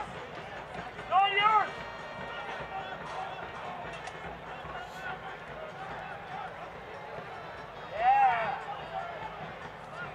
Good movement from the Monarchs.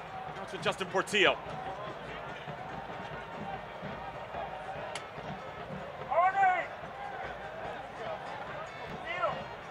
Former Charleston battery man directing traffic in the middle of the park.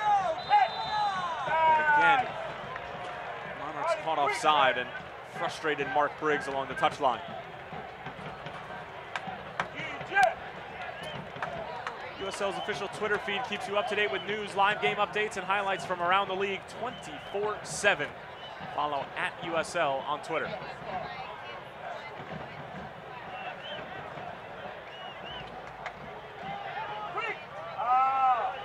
Or giveaway. Kevon Lambert commits the turnover. Hurd. On for Chang. Sends it across. Velasquez, a good first touch. Sebastian Velasquez! It's a terrific goal, and the Monarchs have a 1-0 lead here in the desert.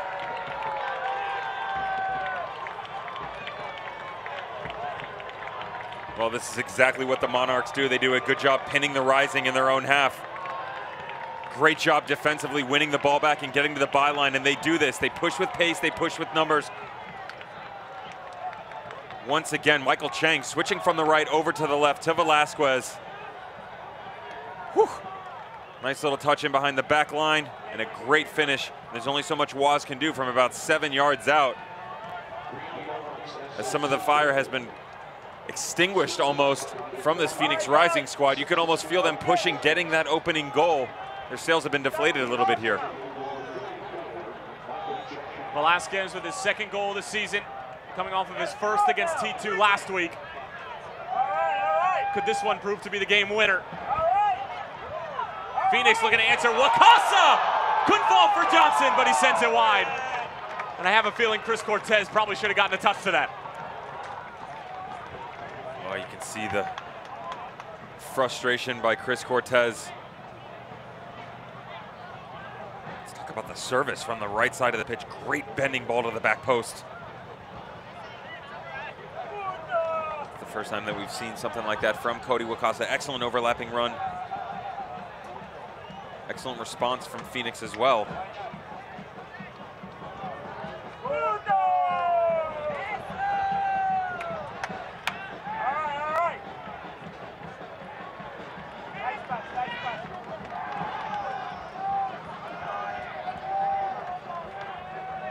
Look at this ball in from Cody Wakasa, as Devin mentioned, just bending it in behind, and Chris Cortez seemingly behind the play.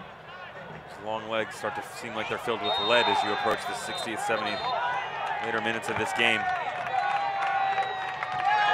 Josh Hurd doing a yellow card for a repeat offense. Mustard here in the 59th minute.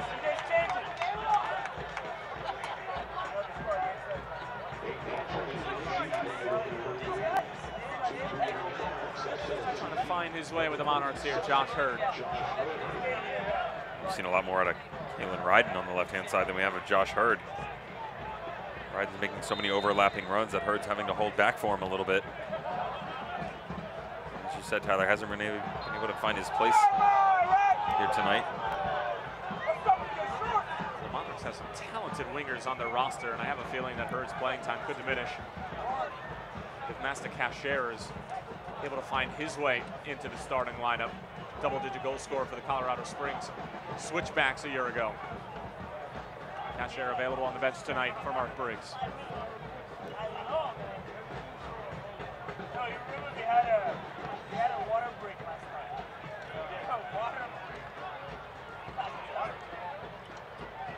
Gallagher wisely goes back for Sparrow. Devin, have you noticed any tactical changes that Mark Briggs might have made at halftime that's led to this 1-0 lead? Well, they've just been a little bit more fortunate going forward, the recipients of some positive bounces, but said you needed to get Chandler Hoffman involved. Herrera. Chang bending it in. How's that for a defensive clearance? Went to Luigi Mala. Usually once you get Hoffman involved, the pieces around him start to boil over. Unfortunately, in the first half, a watch pot never boils, and they're kind of just sitting around watching, waiting for things to happen, but they're taking it to the Rising a little bit more here in the second half. See, I said a little bit more purpose, and you've definitely seen that out of the Monarchs. All right. You got him cornered. You're going to lose the ball. Hoffman setting up Adams. Great sliding challenge from Amadou Dia. Back over for the Clemson product. Trying to send Chris Cortez the other way. Terrific skill.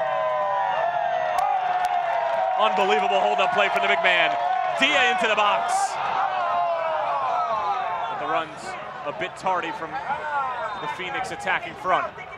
Well, and to be fair, the distribution standpoint, take that extra half a second there, because you're already coming on the counter, and a lot of those guys were coming directly from that play, so they're playing off of it, having to bend their runs to the back post. Maybe take that half a second, either serve it a little bit later or bring the ball out a little bit more and give your guys an opportunity to get on the end of it.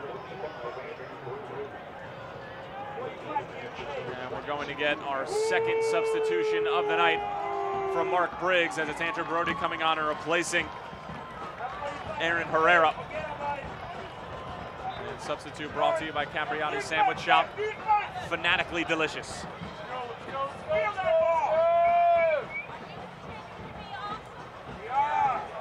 Steal that ball. Nice guys, nice guys. Time to score. It's been a while. Losing by force. Amadou Dia. Finding Jason Johnson. Fernandez spraying it over for Asante. Desperately trying to keep it in play, able to get it across. But Sparrow, as he has been all night, sharp as attack. You got to give Connor Sparrow some credit. He's been flying all over the box. See what I did there? No, can you explain it to me? You're the worst. Yeah, nice. Red ball's out. Nice deep.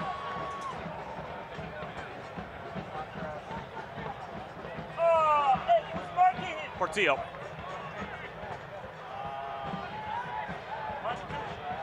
Ball intended for Hurd. A foul against Phoenix. Remy Touchon, our head referee, just stepping in, and that actually started back with Josh Hart on the left-hand side. He and Cody Wakasa having a little 50-50 battle of their own. The team just trying to get around him on the byline, and this goes back to it earlier. Great ball into Solomon Asante. What a great job keeping it in and bringing the ball back across. Classy by Chris Cortez with Connor Sparrow.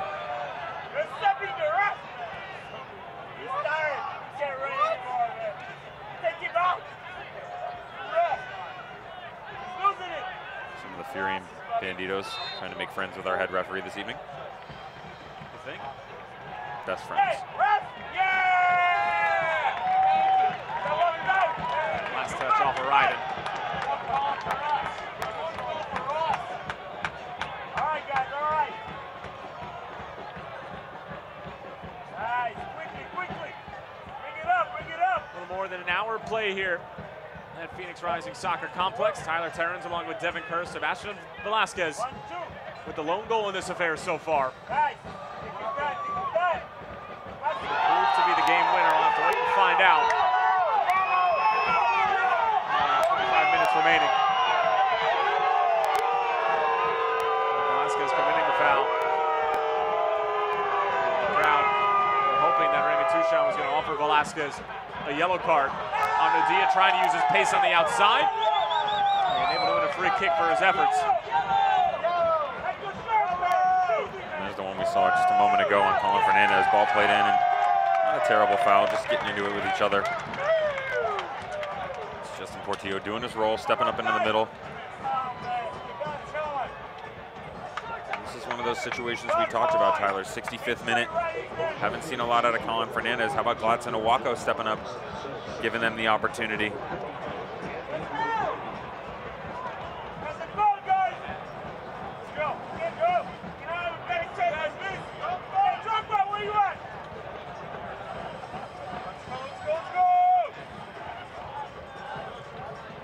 Yellow card on that foul on Amadou Diaz. It was Aaron Herrera who was unable to stay in front of the speedy former Clemson man.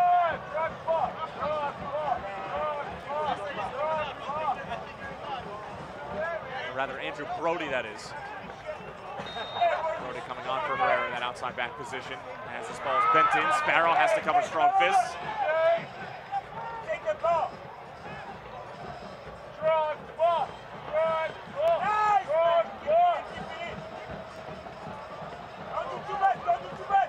Fernandez wins it back in a dangerous area.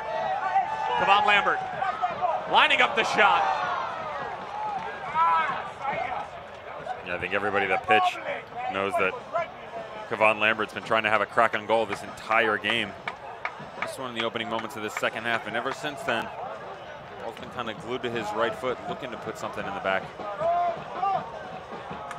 If I'm Patrice Carteron, it's about time that I'm going to start to look to my bench, bring something else on, looking for a spark. Asante through for Owako. Gladson Owako and Sparrow able to make the save. It's nullified though by the offside flag. And Devin right on cue, saying that you need a spark, bringing somebody off the bench. And as our sideline man Jose Bosch mentioned at the beginning of the game, how many better people to bring on? The likes of a Billy Forbes or maybe even a Didier Drogba sighting at some point. Sent forward, Jason Johnson taking the first time shot. Sparrow was retreating.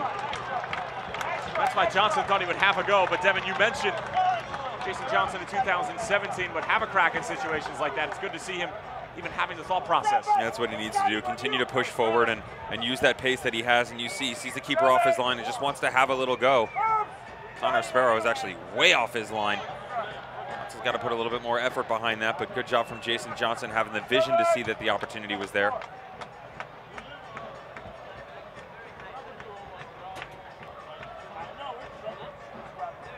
So Billy Forbes awaits to come on.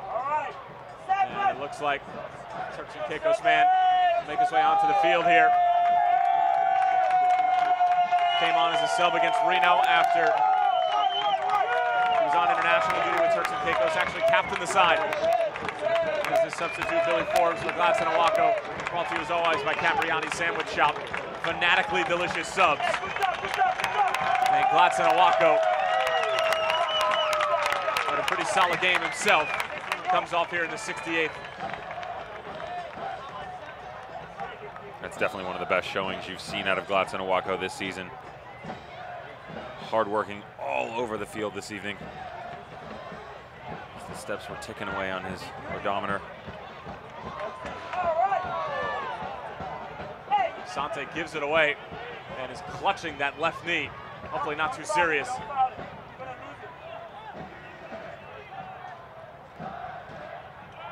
And not surprising, bringing on Billy Forbes. They've shifted JJ into the middle of the field, and Billy Forbes is going to be isolated out there on the left-hand side. Going to be interesting enough, though, that battle that he's going to do.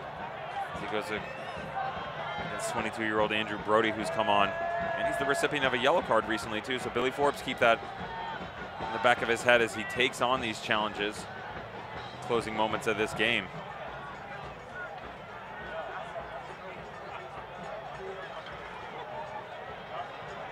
The Havana native Michael Chang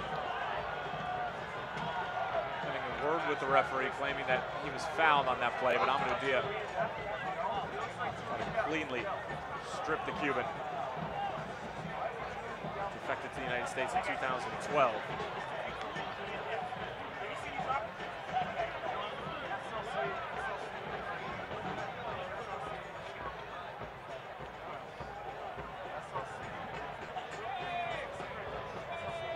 minutes for Phoenix to try to find an equalizer. Currently in danger of losing their first match of 2018. Monarchs on their way to 9 straight points.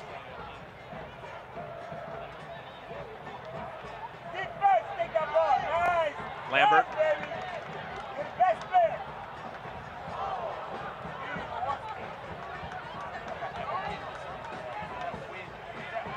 Wakasa.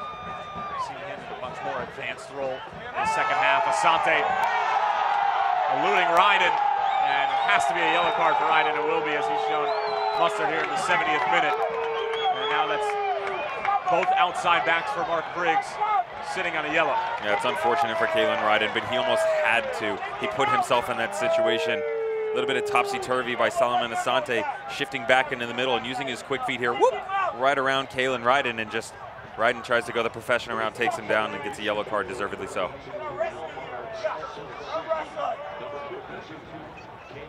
You know when Devin Kerr's coming back? I didn't realize I was in the game with Chris Berman.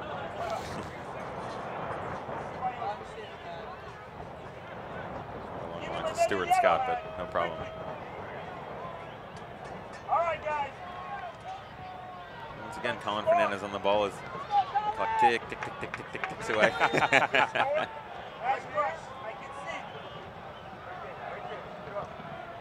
Fernandez. Again, just a short delivery.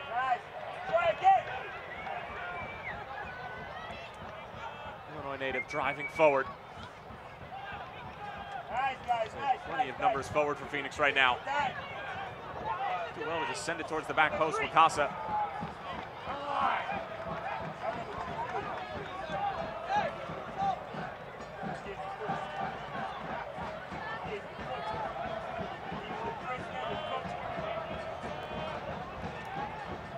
Billy Forbes.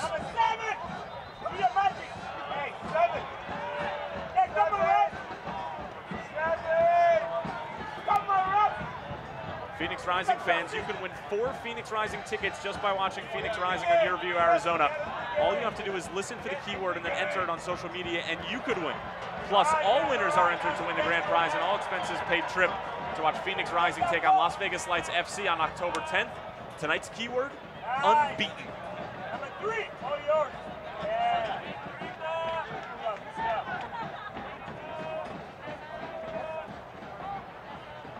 Can't be a good omen.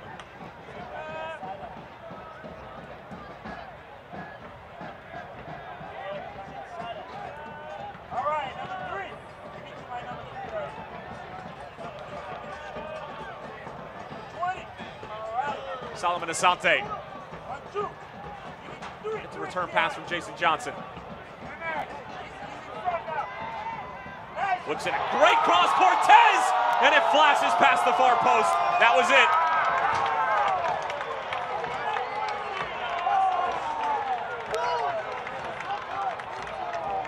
Can you ask anything else out of Solomon Asante? He has been nothing but class, start to finish, in every match that he's played in. Great tackle by Chris Cortez. And I was about to be critical of Solomon Asante. He didn't hold that run and wait for Cody Wakasa to get outside, and instead deciding to go on his own, but plays another phenomenal ball to the back post. We saw Chris Cortez bury a nice one like that versus OKC. Just wasn't able to find the back there. And a corner kick coming up for the Monarchs on the other end. Chris Cortez is going to have nightmares about that one if Phoenix can't find an equalizer. Take another look at the work from Solomon Asante. Him and Wakasa got his wires crossed here, but Asante recognizing that he was running out of space, and terrific ball in, but Chris Cortez maybe trying to be a bit too fine with the header there. Yeah, he thought a little bit more direct on goal and push something that's also very difficult, a ball being whipped in at that speed and pace. But I'll tell you what, Nick Beasler's got to get a body on the big Chris Cortez in those situations. It's Beasler's first time shot. Sails over the bar. Maybe the fact that Sparrow has made a couple of highlight reel saves tonight in the back of the mind of Chris Cortez saying, I have to put this in the side netting when Sparrow's going to get there. Yeah, sometimes as a center back as well on the other side of things, you get a bit lackadaisical, almost expecting your goalkeeper to step up and save you again. And you're hearing chants of Drogba, and Didier is going to come on and make his first appearance in 2018.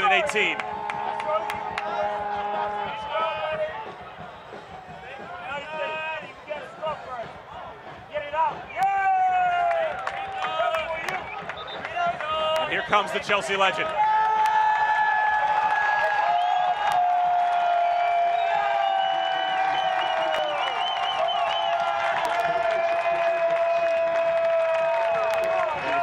Johnson, who will make way for Didier Drogba and bestow the captain orange band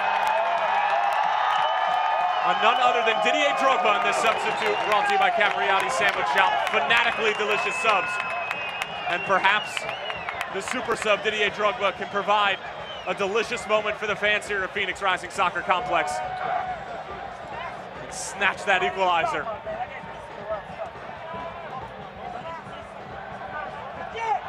Forbes can't hang out to it. It looks like Didier is going to be playing more of a holding role with Chris Cortez also on the field. But even when we see Didier Drogba in that number 9 spot, he floats wherever he wants. That's something scary to think about, though, playing off of Chris Cortez. He does such a good job. We've talked about this before, of holding the ball up, holding up play, and let everybody and the other components getting around the outside, giving them the opportunity. Fernandez encouraging Wakasa forward. Cody Wakasa. Sparrow is there. It's got to be better delivery from Wakasa on the outside. Good ball movement from Phoenix.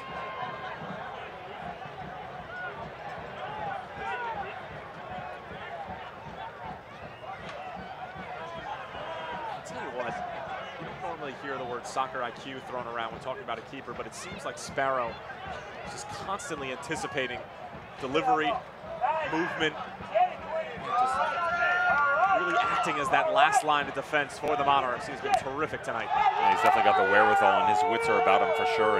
And you've seen him time in, time out, if you've made that reference, Tyler, of stepping up into the appropriate situation, whether it be on dead balls, crosses coming in from the side, and then also I've really been impressed with his distribution coming out of the back. When he starts to go the other direction, he's almost known on cue when to slow things down and speed it back up, and the Monarchs are feeding off of that.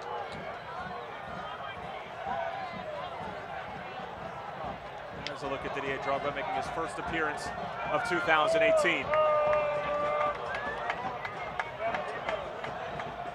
The boys in red certainly need their skipper now. Fernandez, this much better delivery. Drogba with the header. Defont chasing it down. But it did travel over the line.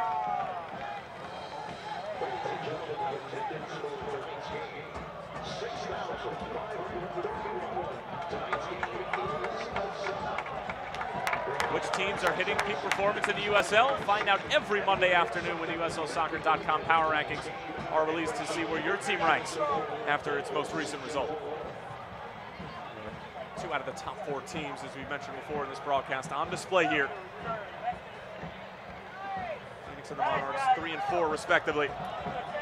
Louisville City and FC Cincinnati were 1 and 2. Played earlier today. And a foul on Justin Portillo, and a yellow card for Justin Portillo.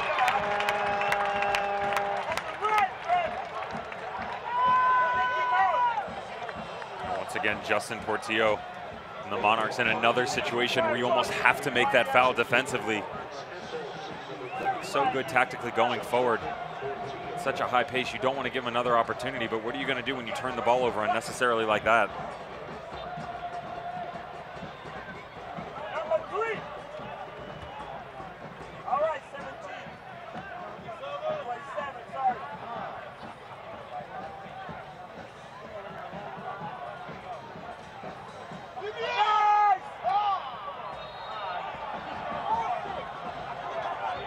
By Phoenix, but the atmosphere at the Phoenix Rising Soccer Complex tonight has been nothing short of terrific. 6,531 on hand to see this matchup with the reigning regular season champions. They go home empty-handed.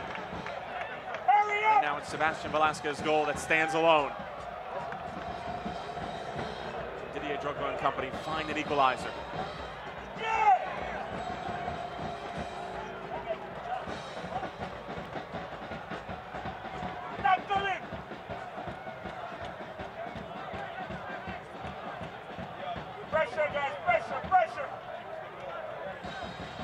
Velasquez asking for some support. Well covered by Phoenix, though. Guys, they're ready to cross, man. Hurry up. And for Phoenix, do you just need to go at this point? I mean, you're almost reaching the point of no return. 11 minutes on the clock. Got to be really careful because we see the quick strike option that the Monarchs possess and a lot of their offensive utilities going forward. But like you said, Tyler, you're reaching that spot where it's almost all or nothing. I'm sure Patrice would hate to give up 3 points at home. And they've had some glimpses showing that they can find the back, but been able to push through. Deadlocked at 0. Brody with good work on the outside, gets it across. Somehow, it'll fall for Ryden, who's trailing the play. Ryden working on Asante. Asante, good defensive work, but does concede a corner. As the Red Fury desperately trying to spur their team on.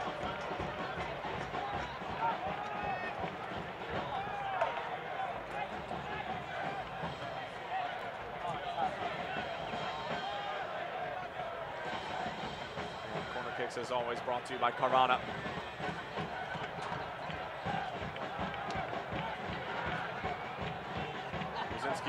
Organizing. On the back of the net. Kevon Lambert was stationed on the back post there. Waz was definitely drifting too much, and he's the savior for Kevon Lambert. How's that touch from Didier Drogba? Trying to link up with Billy Forbes. Good work from Wakasa.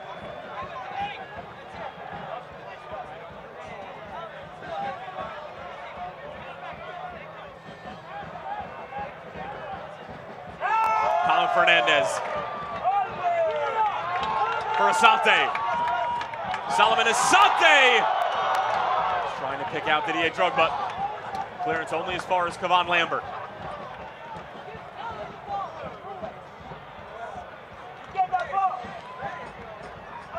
Phoenix have given it away, but Monarchs call it right back up, and then Phoenix don't take care of the ball.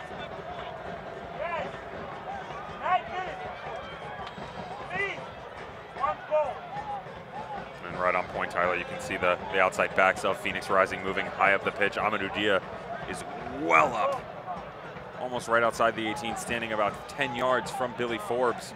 I've seen Cody Wakasa pushing as well. I like the idea from Phoenix. They also have to be careful on the counter, as you see how quickly the Monarchs move. Cortez.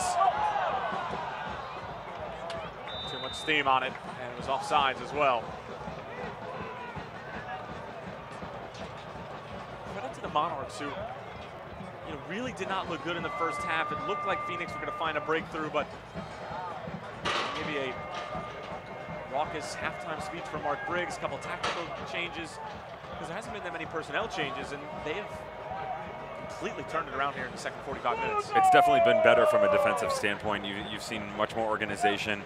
You can see them starting to gel a little bit better. They haven't really gone forward a lot, but they've held the ball much better and maintained a little bit more possession, which has caused frustration to the Phoenix Rising, and almost on the thought of a bend but don't break situation. Patrice has talked to us about that before. Carterone saying that he wants to go on the road and be the team to steal 3 points if possible, and Mark Briggs and co have come in and done so far. Velasquez, who has the lone goal for Ryden. Guys,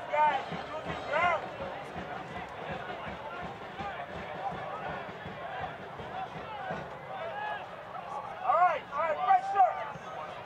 Out, get out. Monarchs wisely just keeping the ball. Beautiful football. Portillo coming out for Ryden. For Jacksonville Armada man. Whips it across. Mike DeFon is there. Number 3. Drop. Give it to 3. Hey, ref. What was that?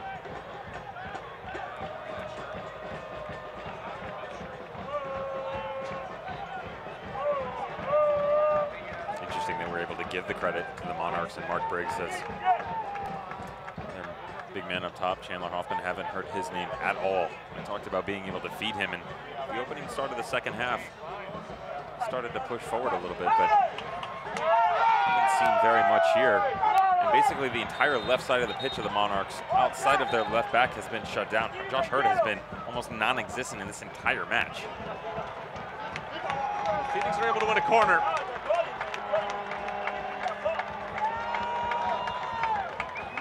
Drogba trying to provide good delivery, but before the delivery comes, we will have another substitution from Mark Briggs, as it's going to be Ricky Lopez-Espin, 22-year-old from Miami, in his rookie campaign coming on here. And he's going to replace Chandler Hoffman.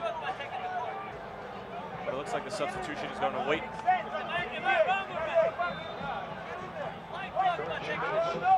until the next dead ball. Here's Didier Drogba. Good delivery. Sparrow again rising above the pack to collect. Coming up a bit lame.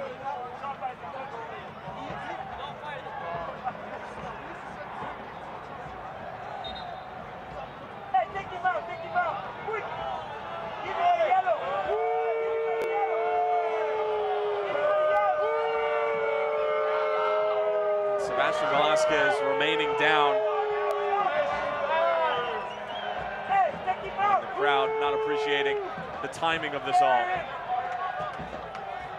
appears that Velasquez cramping up and milking it for what it's worth. And the fans are going to be frustrated by him, but tell you what, Velasquez has put in a solid shift here this evening. He has been all over the park, and someone in the middle of the pitch who's definitely not been the integral piece that he's used to. Still being able to step in and find the back of the net. Well, it's going to be Lopez-Espin coming on to replace Velasquez now with this apparent tweak, and the substitute brought to you by Capriati Sandwich Shop. Fanatically delicious subs. And Velasquez has done his work tonight. 87 minutes of work and a goal to show for it.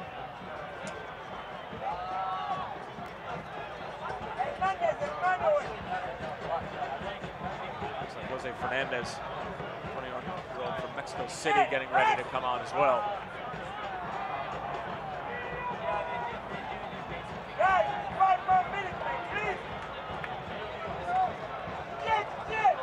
Ball sent ahead, Drogba able to win it. Cortez wasn't there. Look at the work from Asante. No call.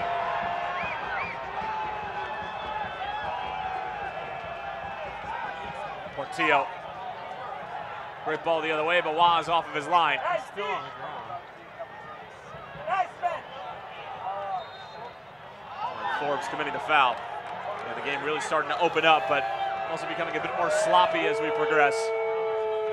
And now the aforementioned Hernandez coming on. Played at UCLA for 2 years in 2015 and 16. Scored 16 goals in his time with the Bruins. Homegrown product, was actually part of the Real Salt Lake, Arizona Academy, which was the first ever residency program affiliated with an MLS team. And 8 players on this Monarch roster originated from the Real Salt Lake, Arizona program. So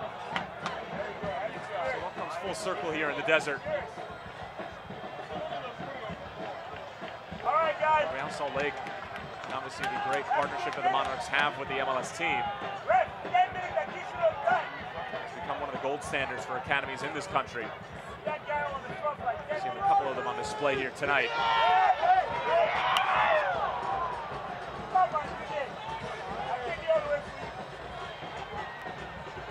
Josh Hurd sent forward, Wakasa ushering him out of play.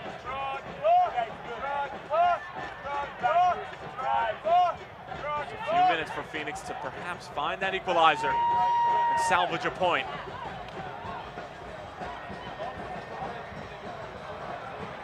Forbes does well. Amadou Dia, look at the pace from Dia. Dia sends it in.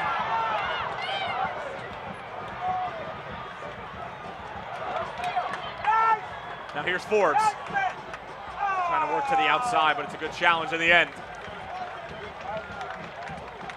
Into the 90th we go.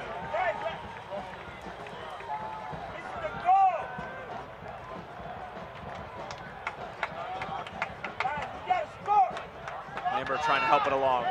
Drogba. Fernandez Colin Fernandez! Well, he wasn't far off. Well, that might have been it, Rising fans. Didier Drogba with all the skill and just one touch after another. Smart by Kavan Lambert to head that back, and Colin Fernandez got to get over the ball, man.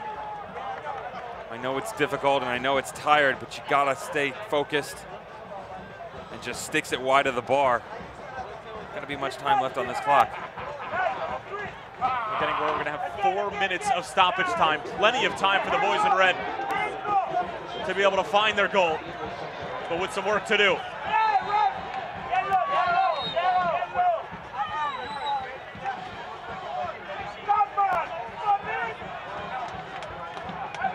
And now you just got to shove everybody up. We've seen Luigi knocking a couple of those long balls up, and there's Amadou Dia. You can see him over the halfway line already. Wakasa's up top. Kavan Lambert recognizing what's going on.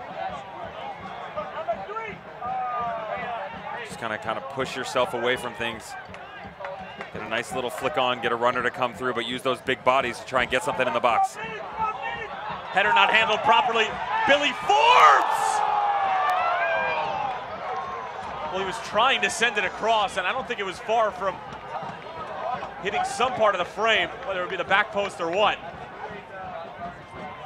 But Phoenix starting to take Route 1, and it might pay dividends. Well, we saw the big flick on, and Forbes frustrated as he was asking for Cortez to continue his run. He said, finish it off, curl around to the back.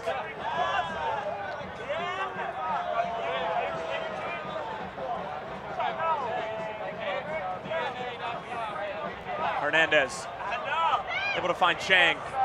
Back for the UCLA product. Good tackle from D again, but he's called for the foul. Well, the crowd doesn't agree, and my broadcast partner, Devin Kerr, by the looks of it. Yeah, I don't agree with it either, but I think what the reason he gets caught here, and you can see the frustration by Amadou Dia, I think the reason he gets caught is because as he goes to ground, he also pulls his hand up, showing the referee that he's bringing the body down with him. Amadou Dia, excellent tackle, but you got to watch your arms in those situations. Remy Touchon, our referee, had no problem stepping up and blowing the whistle.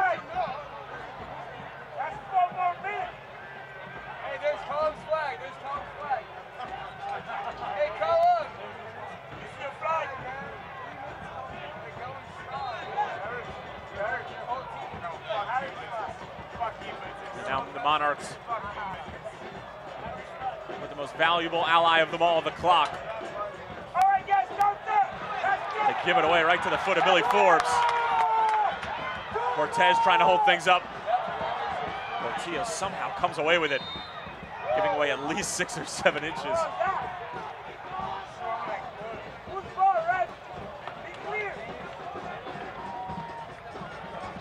Might be a full foot.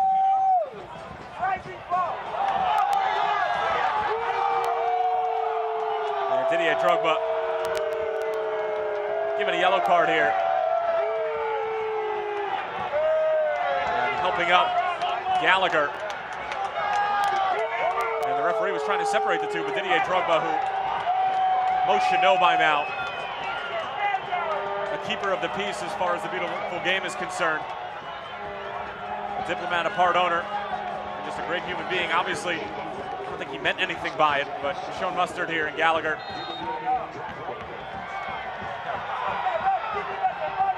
Exactly see what had happened. Just out of our viewpoint, unfortunately. And you said, Tyler, Drogba doesn't normally put himself in those situations.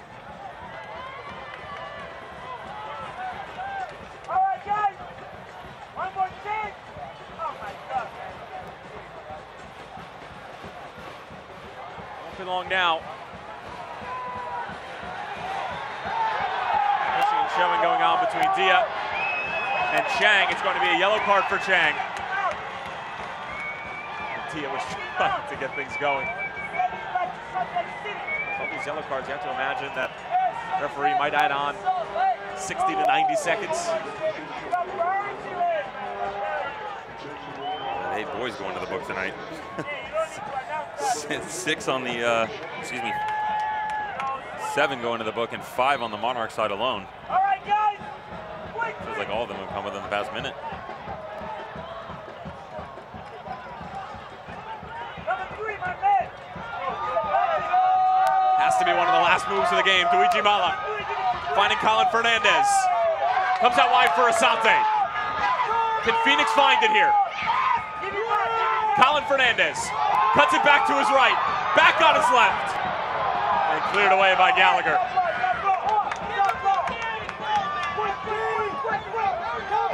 Billy Forbes. Hoping for Drogba. Didier Drogba shot blocked in front and a corner kick coming up for Phoenix. Into the 96th minute.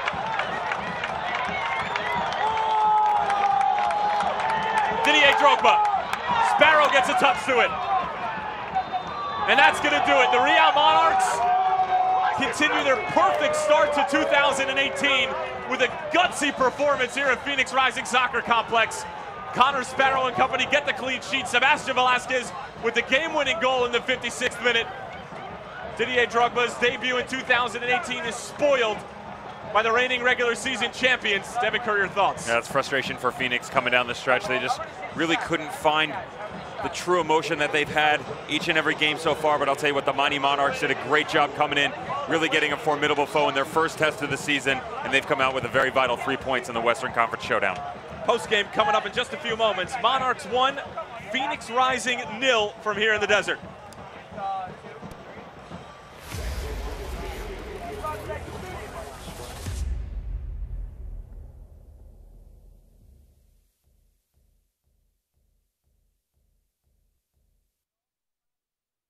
If you just sign that first I'm one so there. sorry. I don't feel comfortable signing that. I don't get the math here. Was this the same car we talked about? What's this dealer preparation fee? I'm so sorry. This just is not. What we talked about.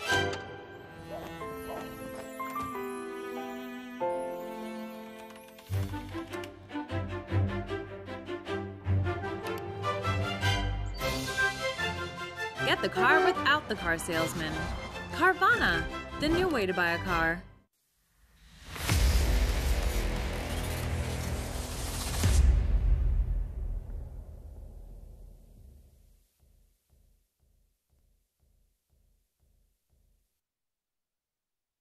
La temporada 2018 de Phoenix Rising FC está en marcha. Con un equipo internacional que es más grande, más fuerte y con más velocidad que nunca, Didier Drogba y sus compañeros tienen como objetivo conseguir su primera Copa USL. No te pierdas el desafío de Phoenix Rising y LA Galaxy el miércoles 11 de abril, 7:30 p.m. en vivo en Yorkview, Arizona. Phoenix Rising FC, nos elevamos unidos. Full time here at Phoenix Rising Soccer Complex as the Reds drop their first 3 points of the season. Now Monarchs come away with a 1-0 win against Tyler Terrence along with Devin Kerr. Glad to have had you with us. And if you're still with us, we'll take a look at some of the best moments of this match. And Devin, Phoenix had their opportunities here and there. This is obviously the best chance of the game. Owako striking the post.